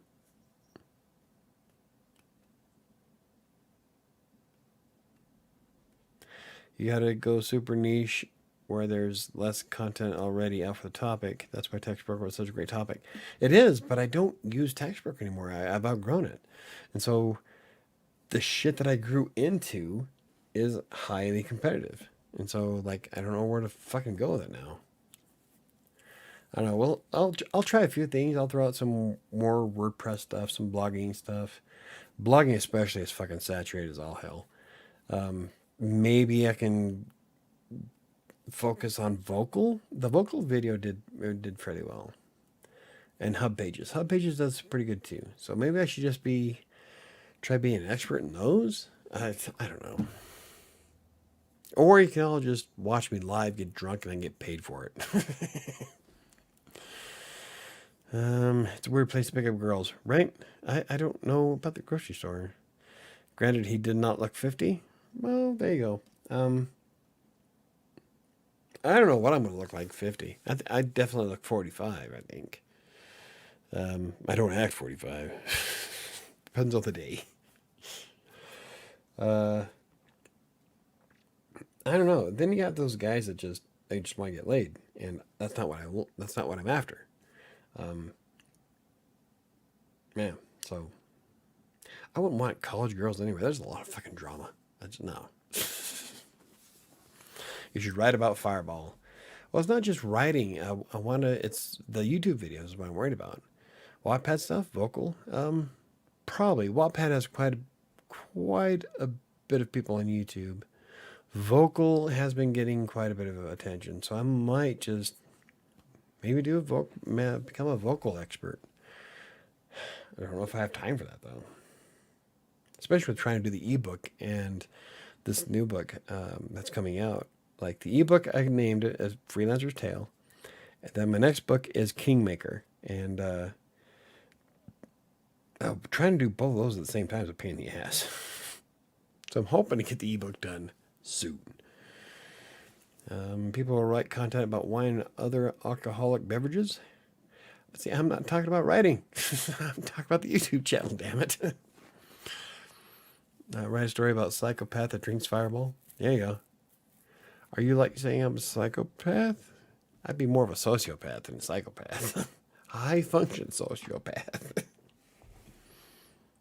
Not really. No, I'm just lonely. Anywho. But yeah, that's some good ideas, Chris. Wattpad, vocal, hub pages seems to be another popular one. So maybe I'll just see if I can do some videos about those. Gotta do something. Like I haven't done shit for the channel for a long time. It almost feels like I'm running out of shit to talk about. Oh, write a story about. Let's see. Yeah, we're talking about the Michael when is a hot tub stream. Never. I'm telling you, you don't want to see me in a hot tub. I'm telling you, it's not good. Like maybe on a fetish site, but not for YouTube. It says that Twitch. What are you talking about? At least not for a couple of months. You will never see me in a hot tub stream. Even if I was to lose the last 20 pounds and I got this ripping body, the odds of actually seeing me with my shirt off are slim to none. Sam calls me a prude. So, yeah, probably not going to happen. A lot of people love vlogs on YouTube. I tried, but I don't know what to talk about with vlogs. Mostly because I'm boring. I have a hard time staying on focus in a live stream. Like I tried doing the shorts. I'm like, I don't know what to fucking do with shorts. I thought my story I'm telling you, I don't know if you guys watched the short that I made, was it yesterday? But I'm writing for Nanowrimo and I hit the timer thing. And in 10 minutes, this man's voice shouted out at me, ding. And it scared the piss out of me. Like, I'm telling you, goosebumps head to toe. Scared the shit out of me. Like, so I'm like, if somebody was watching me, so I start talking, I'm like, well, that was uncool. I was almost half expecting a result or a reply and nothing. So I start going through all the tabs. Like, is there a commercial going on or something? The thing is that I was writing a specific part of my horror novel and then somebody dings at me. And so I realized that it's the 10-minute mark on NaNoWriMo on their website. So I stopped. I'm like, all right, let's see what happens. So I continue to write and I wait until about 19 minutes, 45 seconds left or into the clock. I'm like, okay, let's see what happens here at the 20-minute mark. And at the 20-minute mark, ding, is the voice went again. So I'm like, there it is. So the timer on NaNoWriMo scared the shit out of me. But there you go. That was a short. I mean, that's about the extent of what I can do, really, for vlogging. I'm not Casey Neistat. Actually, scratch all those and focus on writing books. Then you can vlog about that and make how-to videos about it too, reviews for ebook formatting, apps, etc. That's one of the reasons why I started writing the ebook in the first place, is for the blog and YouTube videos. And so I do have videos planned for publishing the ebook. It wouldn't be bad. Well, it wouldn't be bad. Should I start an OnlyFans? A lot of people have. Talk about your work. Yeah. Show us you getting gains in the gym. People love seeing that. Yeah, but it's like Patrick got me to flex last week, but I'm not vain. I think it's cool that, like I play with my chest a lot. It's like, ooh, that's solid. But realistically, aside from Sam, there's no way that I could like be one of these gym buff guys who just flex for the hell of it. And I'm more reserved, really. This is for someone special. You didn't say no. To start an OnlyFans? No, go ahead. I've been trying to talk my stepson to start an OnlyFans. That's a bit of an inside joke. I'll have to explain that to you later. But, but I don't think you do well on OnlyFans because of your views on certain things. So, oh boy. Yeah, like I'm telling you, I am a bit of a prude, I think, or too much of a prude. I've lived, I wouldn't say a sheltered life, but a introverted life, like to the nth degree. I didn't want to be. I tried really hard not to be, but it just happens. And then the moment I decide I don't want to live that way anymore, life says, oh yeah, have a little COVID to go with that. So I haven't been able to leave the fucking house. And when I do, it's to the damn grocery store. Now everything's kind of opening up, so, but I don't know where to go, what to do. So, like I said, I was with Sam most of my adult life. I have no idea where a 45-year-old goes to do shit, so, on his own. All the things I keep thinking that I want to go do are couple things. And so, trying to come up with something that I want to do by myself is like, I don't know. I'm like at a loss. It's weird. Where do I subscribe to Diana? Diana, do it a OnlyFans. The more you can show, though, you can make bank on OnlyFans. I get compliments on OkCupid all the time. Hundreds of likes. Might as well make a profit off it. See, that's what I'm talking about. I've been liked 11 times on OkCupid. I don't get likes for shit. It is so much more difficult for a guy, a serious guy, to find any kind of relationship on dating sites. It's mostly scams. And women just post a picture. And I love this on Facebook. I made the comment about it, and I had a lot of people laughing in the group because I belong to a couple of dating groups on Facebook. And the moment a cute chick posts a picture, doesn't matter what the fuck she says, every guy in the group throws it at her. I'm like, the comments, boom, hi, chat with me, where you at, give me your number, like, when a guy does it, he gets maybe 4 likes. That's it. So, in all the groups I've ever been in, the men to women ratio is about 5 to 1. And that's not an exaggeration. I actually, in one group, counted it. Went through and counted every single person that was in the group because I was bored and I like data. So, the ratio is about 5 to 1, and men to women. And the moment a cute girl pops up, and she could be a bot, she could be fake, she could be some guy in someone's basement, doesn't fucking matter. As soon as that picture goes up, it's sharks in the water smelling blood. It's like, it's a feeding frenzy. And it's, I don't know.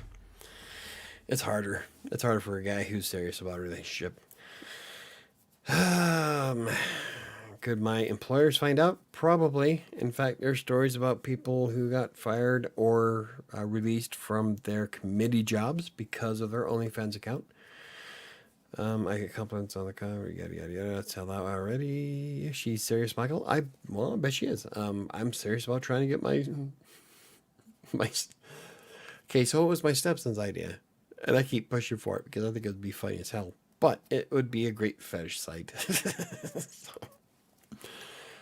I actually am, but is it considered slutty? Well, depends on what you're doing. I tried speed dating years ago. 10 guys, 2 women showed up. See? Exactly. That's what I'm talking about. They had to put a cap on the number of guys. They were literally paying women to come. Yeah. That's because women, for the most part, when they go on dating apps, are just looking for the ego rub. That's it. So it's way more difficult for a guy to find a meaningful relationship when doing speed dating or dating apps or anything of the sort, like Facebook dating groups. It is incredibly one-sided, and so it's way more difficult. And then you got to figure something. Okay, so I don't want to like bash anybody that I know, but I'm like, I've seen some of the pictures of the guys that are in one group in particular, and all I can think to myself is, what the fuck am I doing wrong? It's like, I don't know. Okay, I'm not going to get too into it, but I'm not going to post nudes, then you won't make as much money. But I could be modest compared to the other women. Why would I get fired for that? Because it's OnlyFans. OnlyFans has quite the stigmata to it right now, as being essentially a porn site, and for lack of a better term. And so when you start connecting yourself to certain aspects of things that are online, then you start getting labeled. So that's why I will never have an OnlyFans account. And in the beginning, OnlyFans did have kind of a legit purpose. They were similar to Patreon, where fans of creators could get on and show their support. Well, then they just kind of opened the floodgates, and essentially now it's just a bunch of nudie shots. And so a lot of people like myself will not use sites like that, even for legit purposes, because of the stigmata that comes with it. And since OnlyFans has been in the news quite a bit recently, it's going to be fresh in their minds. And so if you go to work and say, I have an OnlyFans account, you're instantly, doesn't matter what you do, instantly it's going to trigger a lot of guys in your workplace. So you got to be careful with that kind of stuff. Now, if you want to maintain a professional job, I would suggest not. But it is what it is. You can do what the hell you want, but I would second guess it. When I went on OKC, I was never doing it for compliments, but being the capitalist I am, now I see an opportunity. Maybe, there's a better site I could use. I don't know. It really depends. I don't know of one, actually. Unless you're a creator. If you're a creator, like on YouTube. I use Buy Me a Coffee. There's Ko-Fi, Patreon. Those are the 3 big ones I can think of offhand. I think there's probably more. But I make most of my money through Buy Me a Coffee. I made a few bucks through Ko-Fi. I've never used Patreon. And I will never have an OnlyFans. I just went and announced to my coworkers, yeah, well, And then you run the risk of somebody accidentally stumbling across it. Then you pique your boss's interest. Maybe in a good way, who knows? Maybe I just save photos for my boyfriend. Well.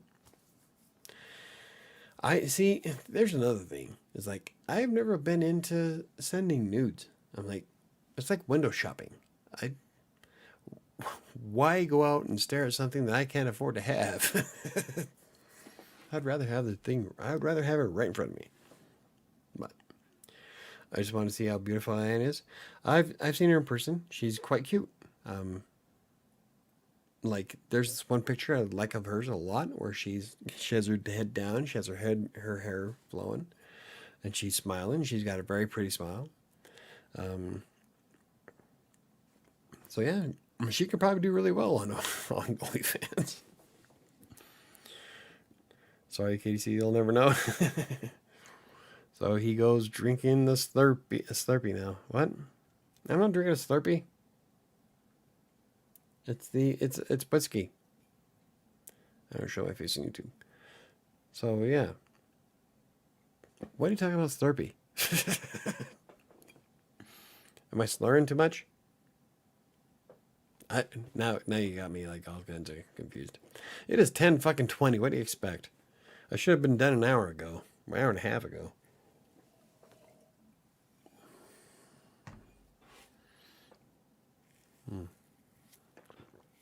Anyway, so we're gonna wrap this up. I am done, and I'm gonna start not making much sense, and I'm gonna wind up losing the subscribers I have already. I'm never gonna get monetized on YouTube, and not just because of watch time, because I'll probably just the content alone. I probably won't get monetized.